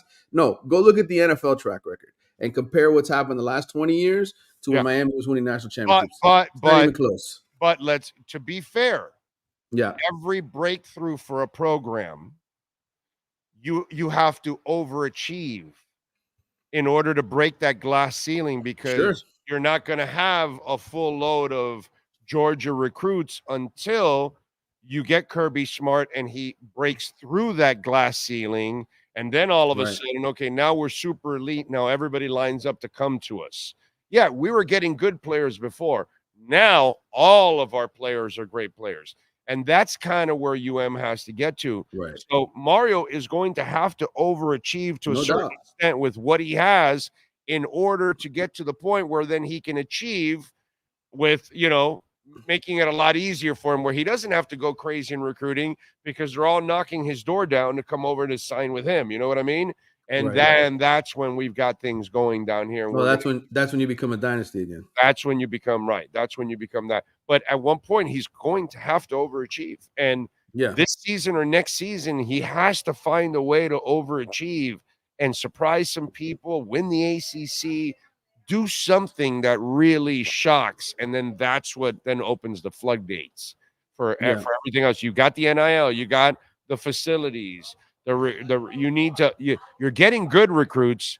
Now you need to go get great recruits all across the line. And then, and that's it. Sky's the limits after that. This is the year. He's got the quarterback. They've got the transfers. I mean, to me, I think you've seen enough of the ACC. Even last night, right? NC State was a team that everybody's thinking is going to contend. How did they look? I'm pretty sure I know what Clemson is going to look like against Georgia on Saturday. So this is your opportunity to really stake a claim as being the best team in the league this year. Yep, that's it. I'm with you there, man. Don't forget, visit our friends at the Big Cheese, 8080 Southwest 67th Avenue, just a mile away from the University of Miami. So go check it out. For 40 years, they have had excellence when it comes to their food. The pastas shipped directly from Italy. So, they use the highest quality ingredients, family style servings. So you're going to love it. Go see all my guys out there, Gary and Billy. They do an awesome job there at the Big Cheese. Their employees have been there for 15, 20, 25 years. It's like a family. Just a great atmosphere there at the Big Cheese. And follow my man Manny at Manny_Navarro. And please subscribe to The Athletic. Manny, safe travels with Susan up there, my friend. We will talk tomorrow post-game. Hopefully, we'll be talking, about a happy locker room, not a sad locker room. I am nervous, bro. I'm nervous. Listen, it's a 2.5 point spread. It's fair to feel that way. I think I told you I'm pretty confident Miami's going to win by 2 scores. That was my pick. I hope so. I don't even have the balls to give the 2.5 points. I just don't even have the ball. I'm going to just leave it. I get it. I really need to see Mario cross that threshold. I really do. But all right, we'll see. We'll see soon. I'm sorry, Mario. I lost a little faith there on game days, but what can I tell you? All right, my brother. Be safe out there. We'll talk tomorrow.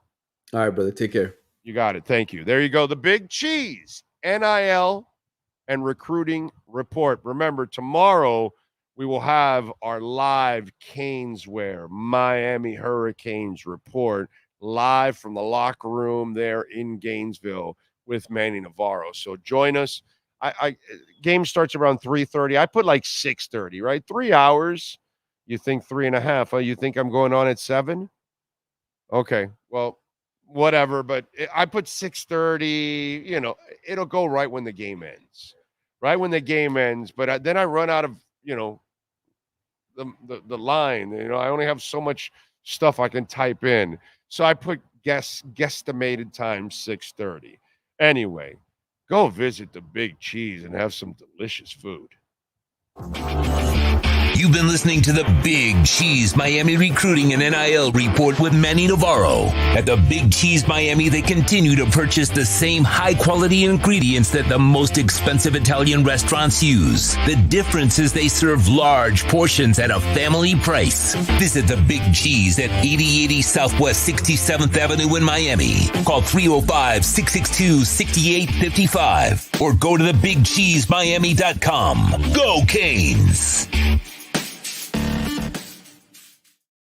Ride. By the way, Bitcoin is at 58,272. Beautiful little dip here. I just love I love the volatility. For me is just a beautiful feature. And, we probably will jack in probably October because the September rate cut might only be a 1/4 point. I don't know how much that's going to really juice the markets. If it goes 1/2 point, if they cut 1/2 point, then I think we get then we go over 70. But for sure, October 70, November 80, January 100,000 for Bitcoin. These next, you'll see that this thing is going to go bonkers because that's what usually happens, So it's kind of a clockwork thing with Bitcoin at times. Now, again, it's very hard to time the top or the bottom, but I'm going to go with my prediction, and you can mark it down: 70 by October, 80 by November, 100 in January. It'll probably cross in December the 100, but we'll be in the 100s in January. That's my prediction, and I'm sticking to it. But we are right in the corner of we're right on the brink of turning that corner and exploding. The good thing is you got time to accumulate. That's the best part about all of this. Keep accumulating. That's all that matters. Okay. Let me see what we got here on the chat board. Yeah, a lot of Canes Gators stuff. Okay, I don't see. All right, well, you know what? So I don't have to fish. If you guys got questions for me, start sending them in now. That way I can start reading, because if there's a lot of back and forth Cane stuff, then that's not including. It's not for show consumption. That's you guys just going back and forth. So I'd rather us lose this game, win the rest with one game, and have a shitty season. I'd rather I want to just win. I don't know what comes next. I can't predict that. The glare is a little rough. Yes. David Pridham asked, when you were on with Furones, where do you rank Miami, the Dolphins, in a power poll heading into the season realistically? I have the Dolphins between 6 and 9. Yeah, I like that. That's somewhere there. That's fair. Yeah, if they stay healthy, yeah, they're somewhere there. They could be a little higher. If the defense, it's really up to the defense. We all love the offense. If they can stay healthy, they'll be fine on offense. They'll be fantastic on offense. I'm not worried about offense. It's really, we don't know how the D-line's going to come. I love the secondary. Oh, my God, I love the secondary. Oh, my God, I love the secondary. I love the secondary. I love the depth of the secondary. But the front seven is the unanswered question because of Chubb and Phillips. If we had a healthy Chubb and Phillips, oh, my God. Well, you wouldn't really have Chop and Kamara. You may only have one of them or none of them. I don't know. I can't predict that. But, it's what are Chop and Kamara going to do right from the get-go? Can those young cats be contributors from the get-go? Holy shit. That would be amazing. And then your group of defense, I know Calais and I know Sealer will carry their weight. I'm not worried about those guys. But the other guys, will they carry their weight? I don't know. And that's the unknown. If that front seven can do the job, and they will be helped by that secondary because they should get coverage sacks early from that secondary. So if that happens, then this should help out in the transition. But, they could easily be in the top 6 if the front seven does and the secondary is amazing and the offense, they'll be 6 to 9. I like it. If the front seven comes through, they're inside the top 5. That's the way I'll break it down. If that front seven comes through, the Dolphins are top 5 defense team in the NFL. Health and front seven coming through, they are top 5 in the NFL. Okay. Yes, sir. I'm just going through so you don't have to. True Fin Fan says, my oldest started FIU yesterday. She's going for criminal psychology. Nice. Proud dad. My middle daughter wants to do the same thing and starts FIU next year. And then further down, he asked if he's going to have to become a FIU fan. Oh, yeah, bro. My wife and my daughter are both graduates of FIU. I root for FIU. You know what I mean? Do I root for FIU when they go against UM? No.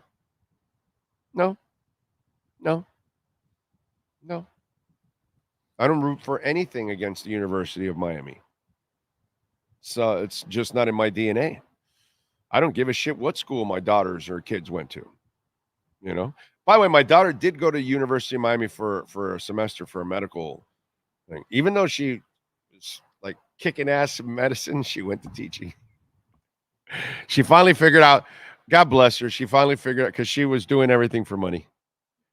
And she figured out, yeah, I don't really want to do that. I want to do it. And she has excelled at teaching, dude. Like excelled. She has done a great job as a teacher. She got an award in her rookie year. So I'm very proud of her. She is, listen, I when she did that, I told my child, and again, you guys parent however the hell you want to parent, and we all do it, and mind your own business. As Tim Waltz would say, mind your own business, which is a good line.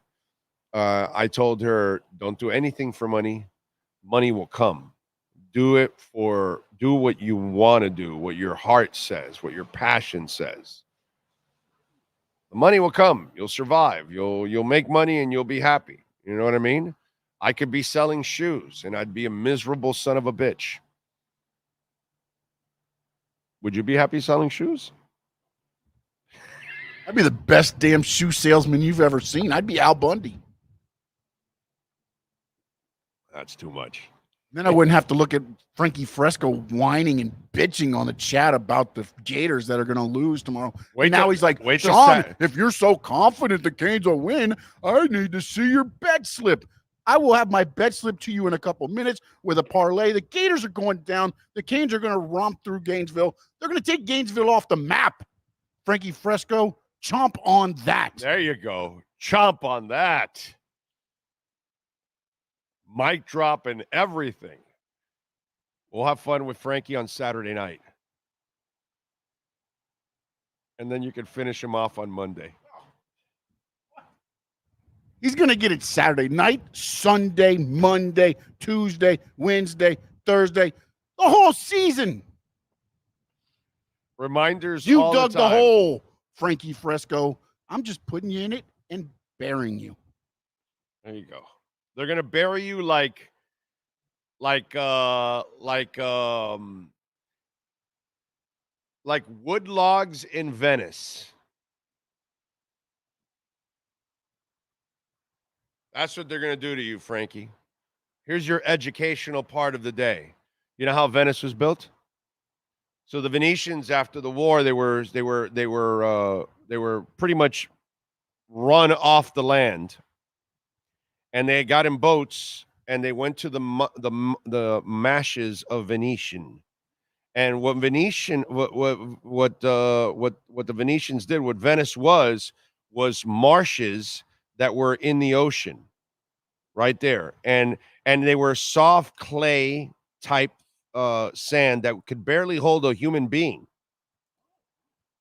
So they went to Croatia and brought wood piles. Trees, just whole entire trees. And they buried those trees one by one next to each other, until the water got out and the woods all got together. And then they laid clay on top of that. And then they laid, I think it was concrete or something, several layers. Then they built wooden houses, but the wooden houses burned down. So then they started building brick houses and brick buildings and all of that. And from piles of mud, basically, they formed Venice. And that's because, Frankie, they're going to get you, and they're going to get you. Sean's going to get you and bury you like the Venetians did. They buried large timbers, one next to another, until it hit the strong part of the clay, and then it held. And think about it. Hundreds of years later, all of those wood piles are still holding up everything in Venice. For like 500 years, they traveled from island to island in boats because there was no bridges. And then they figured out how to build a bridge. So there you go. That's your educational part. So since he was thinking of buried, I thought of how they created Venice and how they buried timber after timber after timber right next to each other. And that's how they formed the floors. So when you ever go to Venice and you're walking all over, you're walking on top of timber that is buried. And by the way, the timber to this day is still there. And because the timber went so deep and it stayed underwater, it would never rot out. So, Frankie, they're going to bury you like timber in Venice. Okay? It's pretty amazing, by the way, how those people survived. Oh, and by the way, they had no water. They used to have to bring the water through ships, like just regular ships from the land. But then they got to it was like 150, 170, 200,000 people, and the water wasn't enough. So then they built wells everywhere throughout the city and drainage that would go down into these wells. It's like 600 wells. And then that's how they created water from the rain and everything to then serve. I mean, Venice is probably one of the greatest engineering marvels in the history of mankind.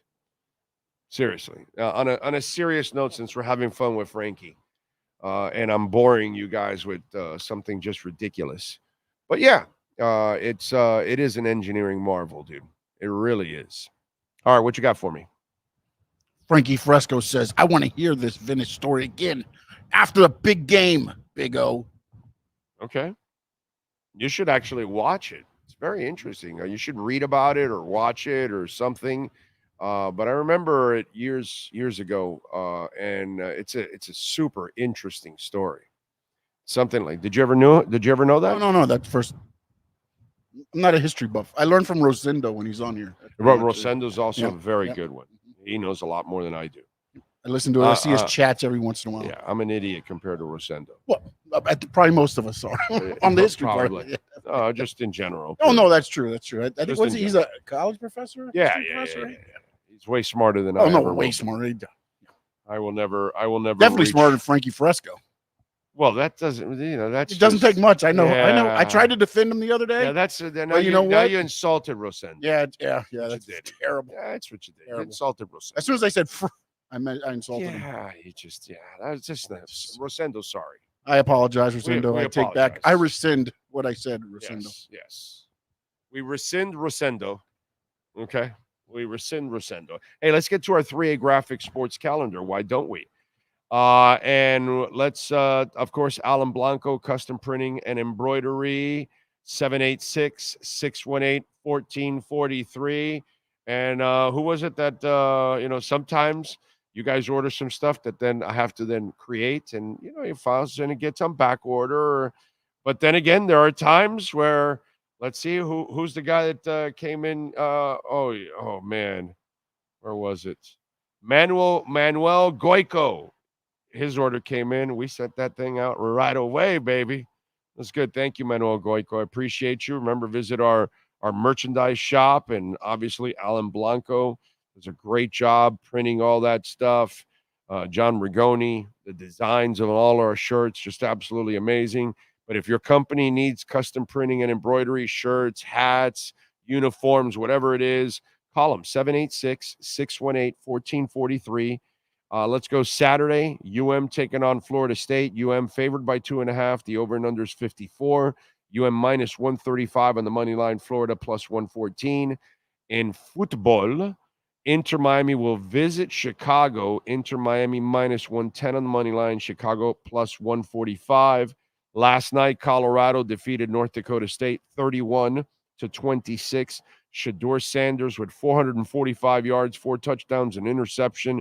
Travis Hunter, 7 receptions, 132 yards, 3 touchdowns. 1 touchdown catch was just absolutely sick on the right side corner of the touchdown of the end zone. That thing was amazing. Jimmy Horn Jr. was lighting it up, 7 for 198 and a touchdown. Tonight, WNBA action, Fever and Sky. And the Fever are favored by 5. The over and under is 167. Caitlin Clark versus Angel Reese.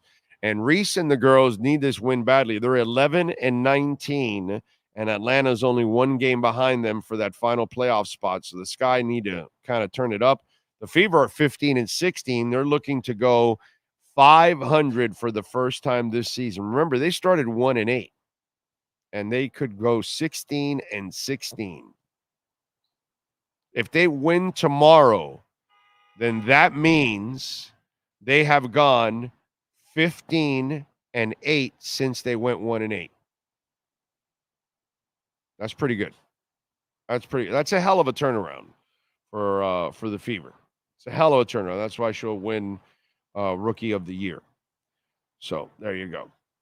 What else do we have? Rosendo is a Gators fan. Well, we're not all perfect. We didn't say he was perfect. We just said he was really smart. David Pridham says, congrats to O's daughter. Wish Florida paid its great educators better. Yes, amen to that, dude. Yeah. I mean, my wife has been at it for over 30 years. And it's brutal, bro. To see where she started and all that takes forever. One-Eyed Jack says, can someone say something stupid? We need a big old rant before the weekend. Laughing my ass out loud. I find it sad when my server at my brew pub in Vero is a full-time elementary teacher and needs a side hustle. Yeah, that is. Yeah, it's just what we do to our educators is sad, man. Sad. And what they do for us is absolutely priceless. You know? So, what are you going to do? What are you going to do? Let's see. Hey, let me get to a little music history. By the way, before I do that, don't forget we're here at Acura Pembroke Pines, as I mentioned before, and I told you about the ZDX. It's right in front of me, and you could get right now the ZDX for $369 a month. If you've got a courtesy or loyalty deal here, all other approved leases $479 a month. That's a steal, and they've got 0.9% financing for 72 months. That is absolutely awesome. The RDX right now, 2024, you can get it for $399 a month, 3.9% financing for 60 months. We've got the 2025, they're rolling in right now. We've got the Integra, $349 a month in stock for immediate delivery. So come on out here. And by the way, take a test drive of the ZDX. Okay? I took a test drive. I fell in love with it the second I drove it. Thing flies, dude. Flies. And personally, for me, not for nothing, you know, you guys can do whatever you want, but I'm never buying a car again or leasing a car again. I am getting an SUV or truck from here on out because where we live and you have to deal with flash floods and I am going to get a car that's a little higher off the ground. I just think it's smarter nowadays, and especially if you live in areas that are, you know, can tend to flood. Like my neighborhood is not a flood neighborhood, but I think every neighborhood in the world now is a flood neighborhood because it's just a lottery, right? It's just a lottery pick that you just get that torrential downpour that cruises right by your part of the world. Yeah, especially as more stuff goes up, more concrete, everything's going to drain toward the residential areas. Right, exactly. So, yeah. And so, to me, I think you have to have a truck from here on out. SUV, truck. I think that's the smartest move possible. My Camry will be the last car I ever buy or lease or anything. I will never, ever get a car again, unfortunately, because of where we live and what we're dealing with nowadays. It's just not worth it, man. At least with the SUV or a truck, I have a slightly better chance of, you know, being able to get home and not breaking down or anything like that. I just think we've kind of reached that. Am I crazy for the thinking like that? Right? It makes. I know you drive a truck as it is. I think both of you do, right? I have not driven a car in a long time, honestly. Yeah. Well, now I think it's imperative. I think the higher you can get a car, even better for you, man. Seriously. I could not say that would be a bad idea. I think that's a genius idea by anybody. If I remember correctly, says Sweet Baby Ray, Flo benched Brisket due to injury during the Ravens game. His only choice was Tua. Brisket argued to get back in the game, but Flo wouldn't bench Tua at home. Bad optics.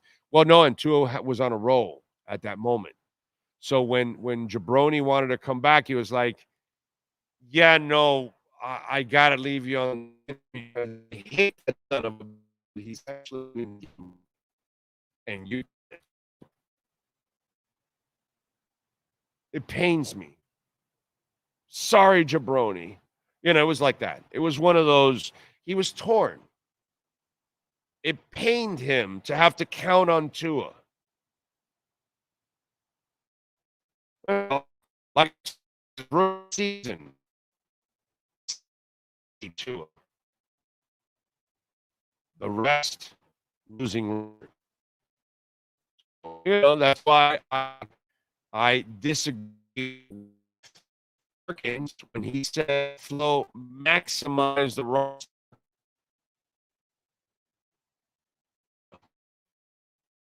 When you're not playing best,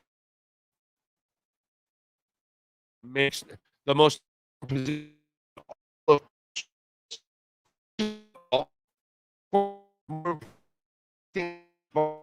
basketball in any that position.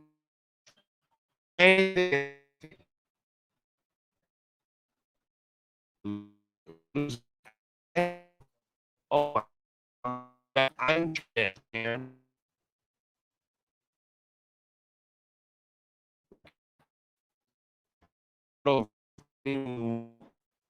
To force the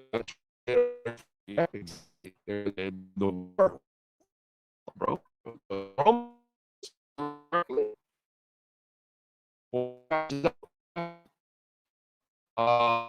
See what else? Oh,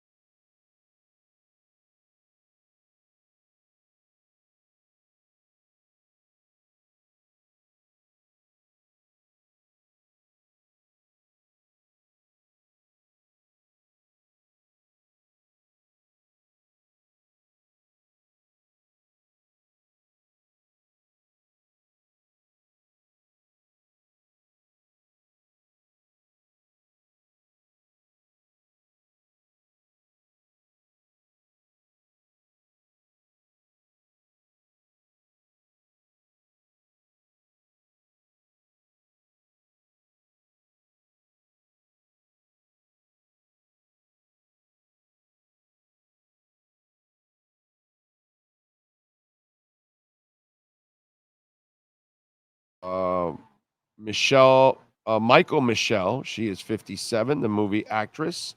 Louis Black, comedian, is 75. Those are some of the folks celebrating birthdays. If you missed that, you'll probably have to go to the audio podcast for that. Sean Stanley, sir, do we have wrestlers celebrating birthdays today? We do. Former WWE announcer Scott Stanford turns 56 today, and TNA star Caleb Conley turns 41. Those are your birthdays for August 30th, 2024. All right. Let's go with a little music history on this date on August 30th. What happened August 30th? Well, we will tell you what happened in music history. In 1965, Bob Dylan released his all-electric album, Highway 61 Revisited. In 1973, the Doors finally broke up 2 years after the death of singer Jim Morrison and after the release of 2 unsuccessful albums. Yeah, let's go on and do the Doors without Jim Morrison. Yeah, that'll make a lot of sense. In 1995, in Martha's Vineyards, Massachusetts, James Taylor shared the stage with his ex-wife, Carly Simon, for the first time in 16 years. In 1992, Nirvana played what would be their last ever concert in the UK when they headlined England's Reading Festival, which, by the way, Oasis is going to headline one of the nights at Reading. The performance later came out as the 2009 live album and DVD later in Reading, live in Reading.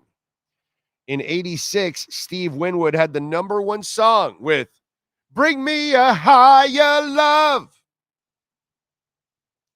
In 1988, Bruce Springsteen's wife, Julianne, filed for divorce after newspapers printed photos of the boss getting romantic with his band member, Patty Scaffia, which I think they ended up getting married, right? In 1994, Oasis released their debut album, Definitely Maybe. I mean, that's kind of the Oasis tour. Oh, man, you're going to go see Oasis? Definitely. The tickets are $400. Maybe. In 2004, at the MTV Video Music Awards, Jet won the Moon Man for Best Rock Video, Are You Gonna Be My Girl? And that's what happened today in music history. All right. And Frankie, you didn't hear it because you were watching on YouTube. And of course, the podcast isn't out yet, so there's no way you can watch or listen to the audio. I cannot take on your bet. I think I have said all week, I have no confidence in Mario Cristobal on game day. I will not lay the 2.5 points. I don't trust Mario Cristobal. He has to earn my trust on game day. I trust him as a human being. I trust him as a custodian of the program. I trust him as a father figure. I trust him as a recruiter. I trust him working. I trust him drinking Cuban coffee. I trust him as an offensive lineman when he played. I don't trust him on game day. So, not sure, but, your bet is with Sean. He's even betting it. He's going to show you a betting slip. I can't show you a betting slip because I'm not going to bet. I've said it all week. I have no faith in Mario Cristobal. He has to win me over on game days. That's his weakness. Until I see something different, that's his weakness. So, and it won't be just a Florida win. I need more than that, but this will be at least a nice start if he's able to do that. Yes, sir.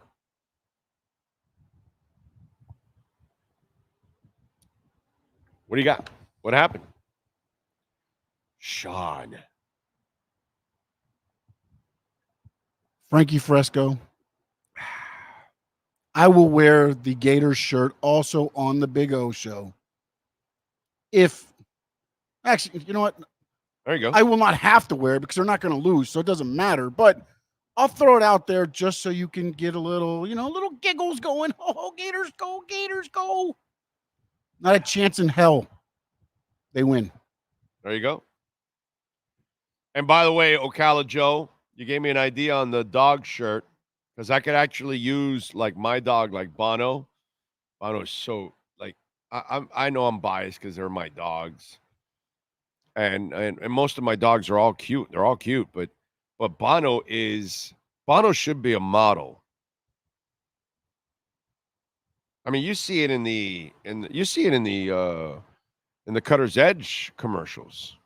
Which, by the way, we can bring back the Cutter's Edge MVP. We haven't been able to. There's nothing locally going on. So anyway, that's an idea because I could use like my dog's image, and I can't get sued or anything like that for it. So yeah, I could do something like that.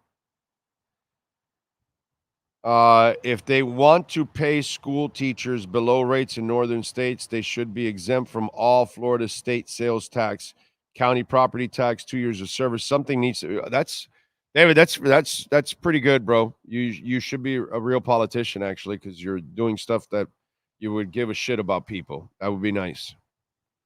Yeah.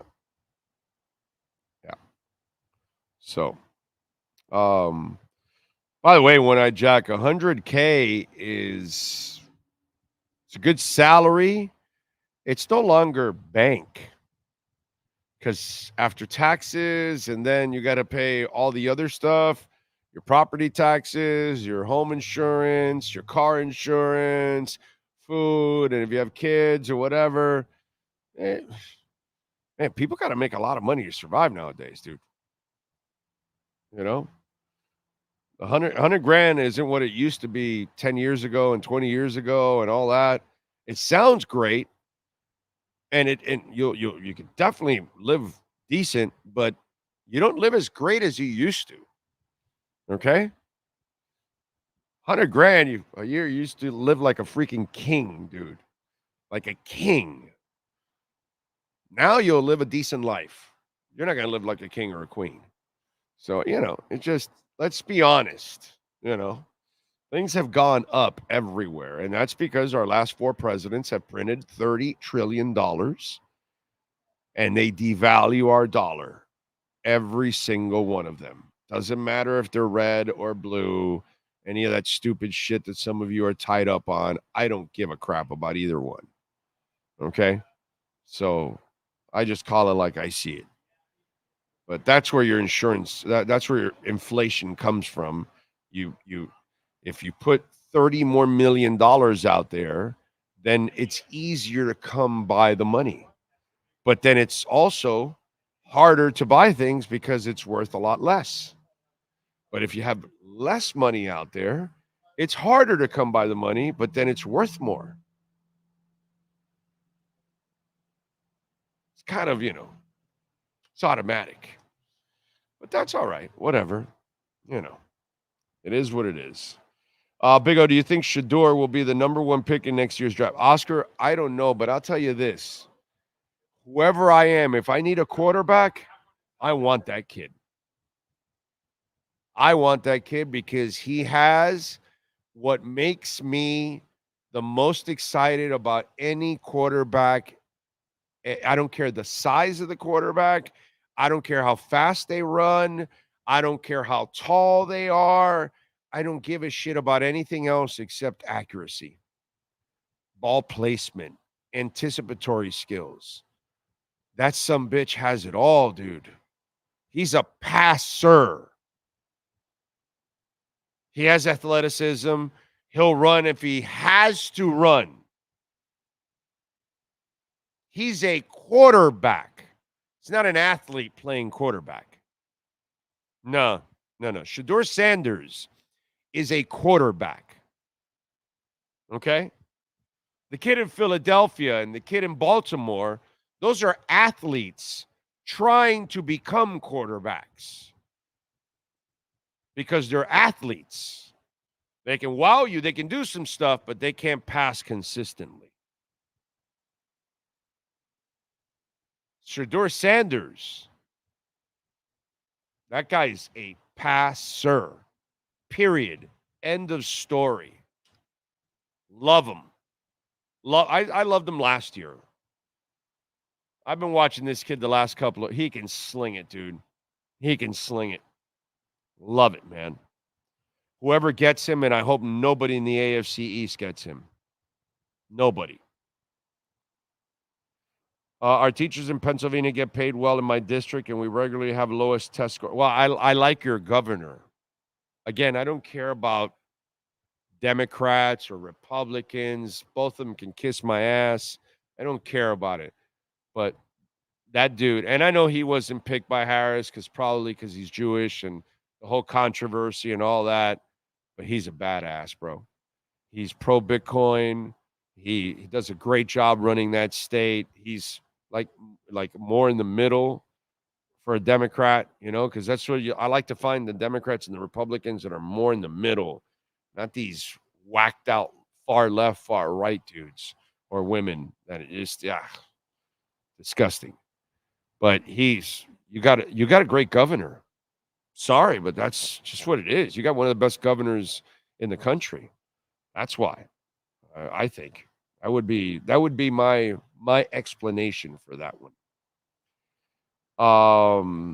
After Mario lost to Middle Tennessee and Georgia Tech, all trust and confidence. Yeah, I'm with you, Ray.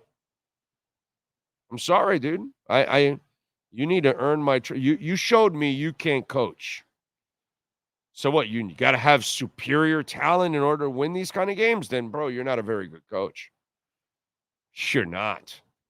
So you need to have a whole bunch of 5 stars in order to beat Georgia Tech? Then I'm not impressed with you. I'm impressed with Eric Spoelstra, who wins with less. What did I just talk about with Manny? In order to get to that pinnacle, you have to break through the ceiling with less. Every program does it. North Dakota State, before they became that Division II juggernaut that they are, they broke through because they kept winning. And Appalachian State made a name for themselves because they bust through that glass ceiling. And I know they're not a powerhouse or anything like that, but they are a pain in the ass that you never want to play. You know what I'm saying? And that's kind of how it goes. And then, UCF made a name for himself because it bust through that ceiling and it won with less, and then it became a better program. And that's kind of how it goes. If you're going to do it, was a nobody in 83 because I saw it. I'm the kid that was happy when Jim Kelly made it to the Peach Bowl. Most of you don't even know what the hell I'm talking about because most of you weren't born. You weren't even a Canes fan. You don't even know anything about Jim Kelly playing at the University of Miami or Stanley Shakespeare or anybody else that was playing back in those days and Darryl Fullington and all that kind of stuff. Most of you don't know jack shit about that. But as a kid, I'm grabbing the Miami News, and I'm fucking jacked that we made the Peach Bowl, dude. But at one point, you got to bust through and beat Nebraska. And bam, that's how you become the University of Miami. And the University of Miami is not that because you can't beat Clemson. You can't beat Alabama. You can't beat Ohio State. You can't beat Georgia. So if you can't beat the big boys, then how can you ever? You can't be the man if you can't be the man if you can't beat the man. So Mario, I love him in every sense, but I have lost confidence in him on game days, and that he's got to earn. He's got to earn, bro. Sorry. Hey, man. Tata won a championship in Atlanta. That didn't mean shit to me, dude. I wasn't seeing anything without Messi. And then he started winning with less. And now now he's got my respect. Spo has always had my respect. Jim Larinaga has always had my respect. Talk about winning with less. Jesus Christ. He gets it's George Washington? No, it wasn't George Washington. Why am I getting confused with George Washington? Who was the one he got to the Final Four? Whatever. But where he came from. George Mason? George Mason? Anyway, whatever. He got that to the. Are you kidding me? That's when I know you're a coach. So Mario, bro, let's go, man. George Mason. Okay. There you go. You can trust Mario Cristobal as your blow-up doll. You're a bad man. Yeah, you're definitely right. 100K isn't what it used to be. It just isn't. It's sad, but it's the reality. It's really sad seeing elementary teachers needing another job to make a living. Bro, how many teachers end up? You see those stories? I left teaching for my OnlyFans page, and I make now $600,000 a year. And it's like, you know what, man? More power to you, whatever, bro. If you know, it is. People should plan the number of kids they have to how much income. You know what, Brett? We stopped at 1. That's exactly what we did. We said, well, you know what? We're going to stop here at 1, and we're going to give her anything and everything she needs. All the attention, all the love, and anything, and she'll have everything she needs, and we'll give her a fighting chance. And guess what? She graduated from school. She graduated from the university. She's a teacher now. She's got her everything going, bro. Her own car, everything going on. We were somewhat successful, I guess. You know what I mean? But we focused on that's exactly what we did. We didn't want to have too many above our income, and then we're going crazy. And yeah, money's tough, man. You don't want to be arguing about money. It's not a fun thing. I saw the Sanders kid stand in the pocket, get drilled, and complete a 60-yard pass. Impressive. Oh, he's tough. You saw that hit? They didn't call it, dude. You didn't watch that game last night, did you? The targeting towards the end, that was bullshit, dude. That was bullshit. That was total horse shit, dude. Like, you got to call that, bro. That was targeting right there. You should have thrown that guy out. Not a bad analogy with Randall Cunningham. Cunningham and Mike Vick were a little alike. Cunningham team turned into a decent passer, developed a little touch late in his career. Yeah, he just wasn't good enough, but he was all right. Man, all these guys that run around, none of them win anything. Cunningham, Lamar Jackson, Watson, I believe, are all similar. Yeah, exactly. People that are having 4 to 5 kids have incomes of 100K isn't making any bank. No, you're toast. It's hard, bro. I'm not a Dem, but I do really like our governor. Yeah, I'm not a Dem or a Republican, but I like your governor. Hey, man, I call it like I see it. I don't care about anything else. I don't give a shit about anything else. You know what I don't like? Either one of our candidates, again, for 3 straight elections. Okay? Crappy candidates. Again and again and again and again. Okay? It's ridiculous. Just is ridiculous. We don't have a fighting chance with any of them. We're screwed. So, you'll see this time 4 years from now, instead of it saying 35 trillion, it'll say 45 trillion, or maybe 46 trillion, because we probably will be by 46 trillion by the time we hand it over to whoever is the next president. Okay? Which it seems like it's going to be Kamala, by the way. Hey, don't forget, Sean, you better give me 107% of your effort every day here on the show. You know about that? Did you hear about that? Trump was addressing people yesterday. He said, well, these immigrants are coming. They're taking 107% of your jobs. He was addressing a crowd in Wisconsin or something yesterday.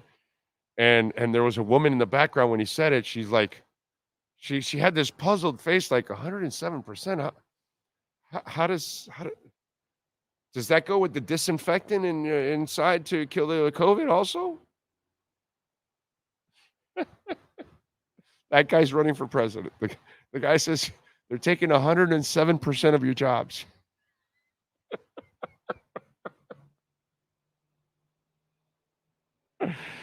Oh, the best part is there are stupid enough people that will then repeat that.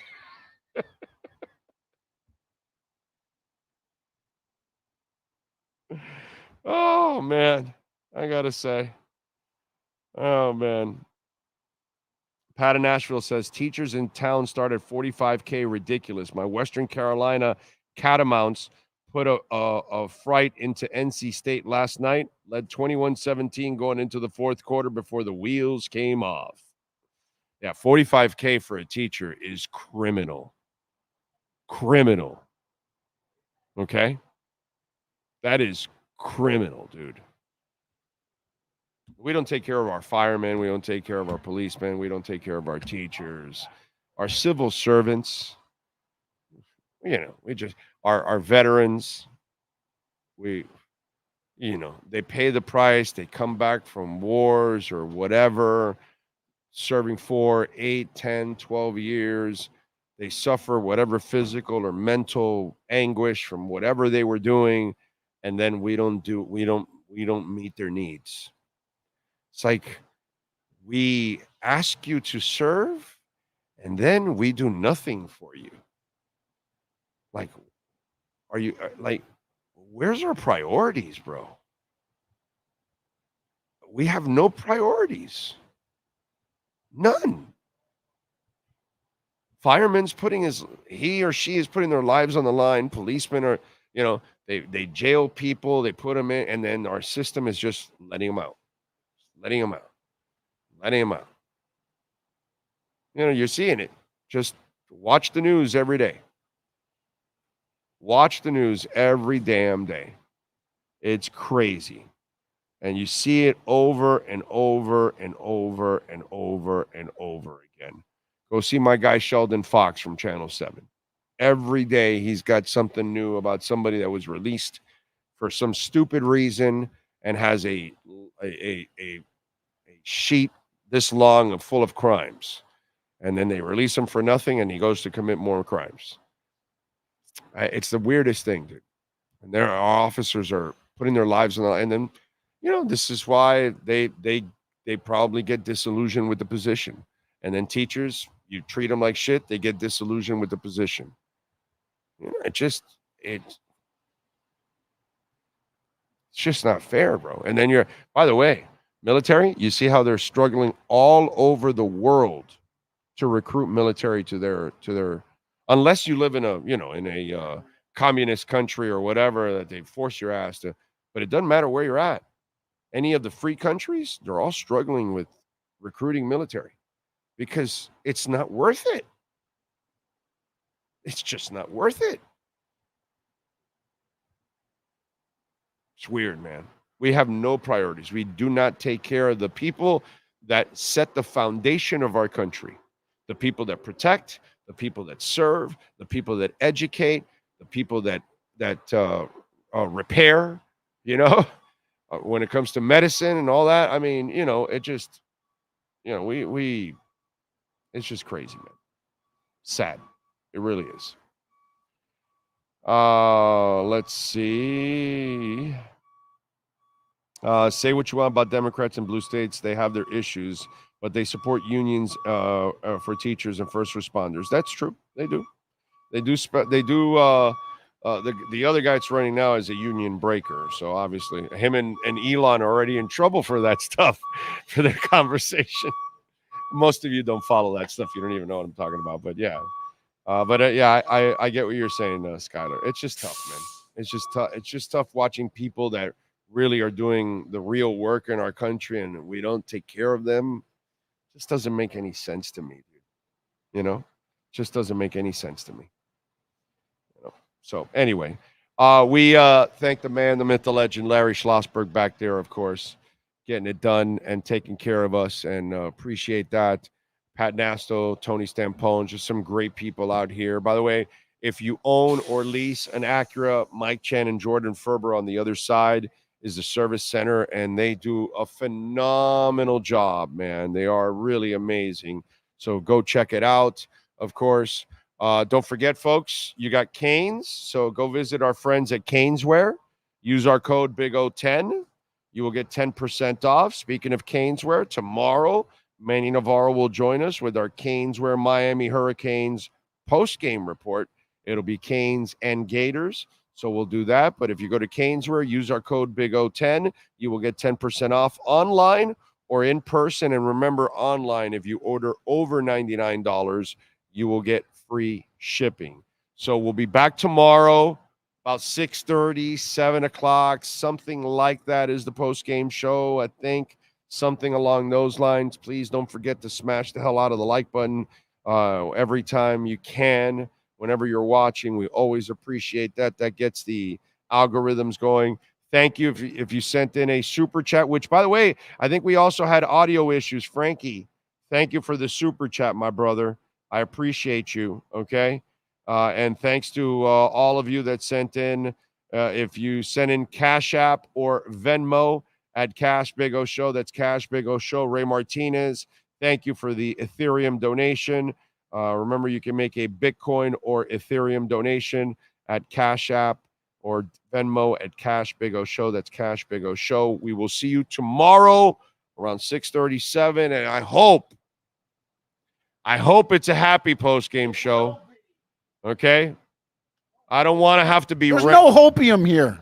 It will be a Canes victory tomorrow at 7 o'clock when we go on the air. It better be, because I'm going to be ripping some ass if it ain't.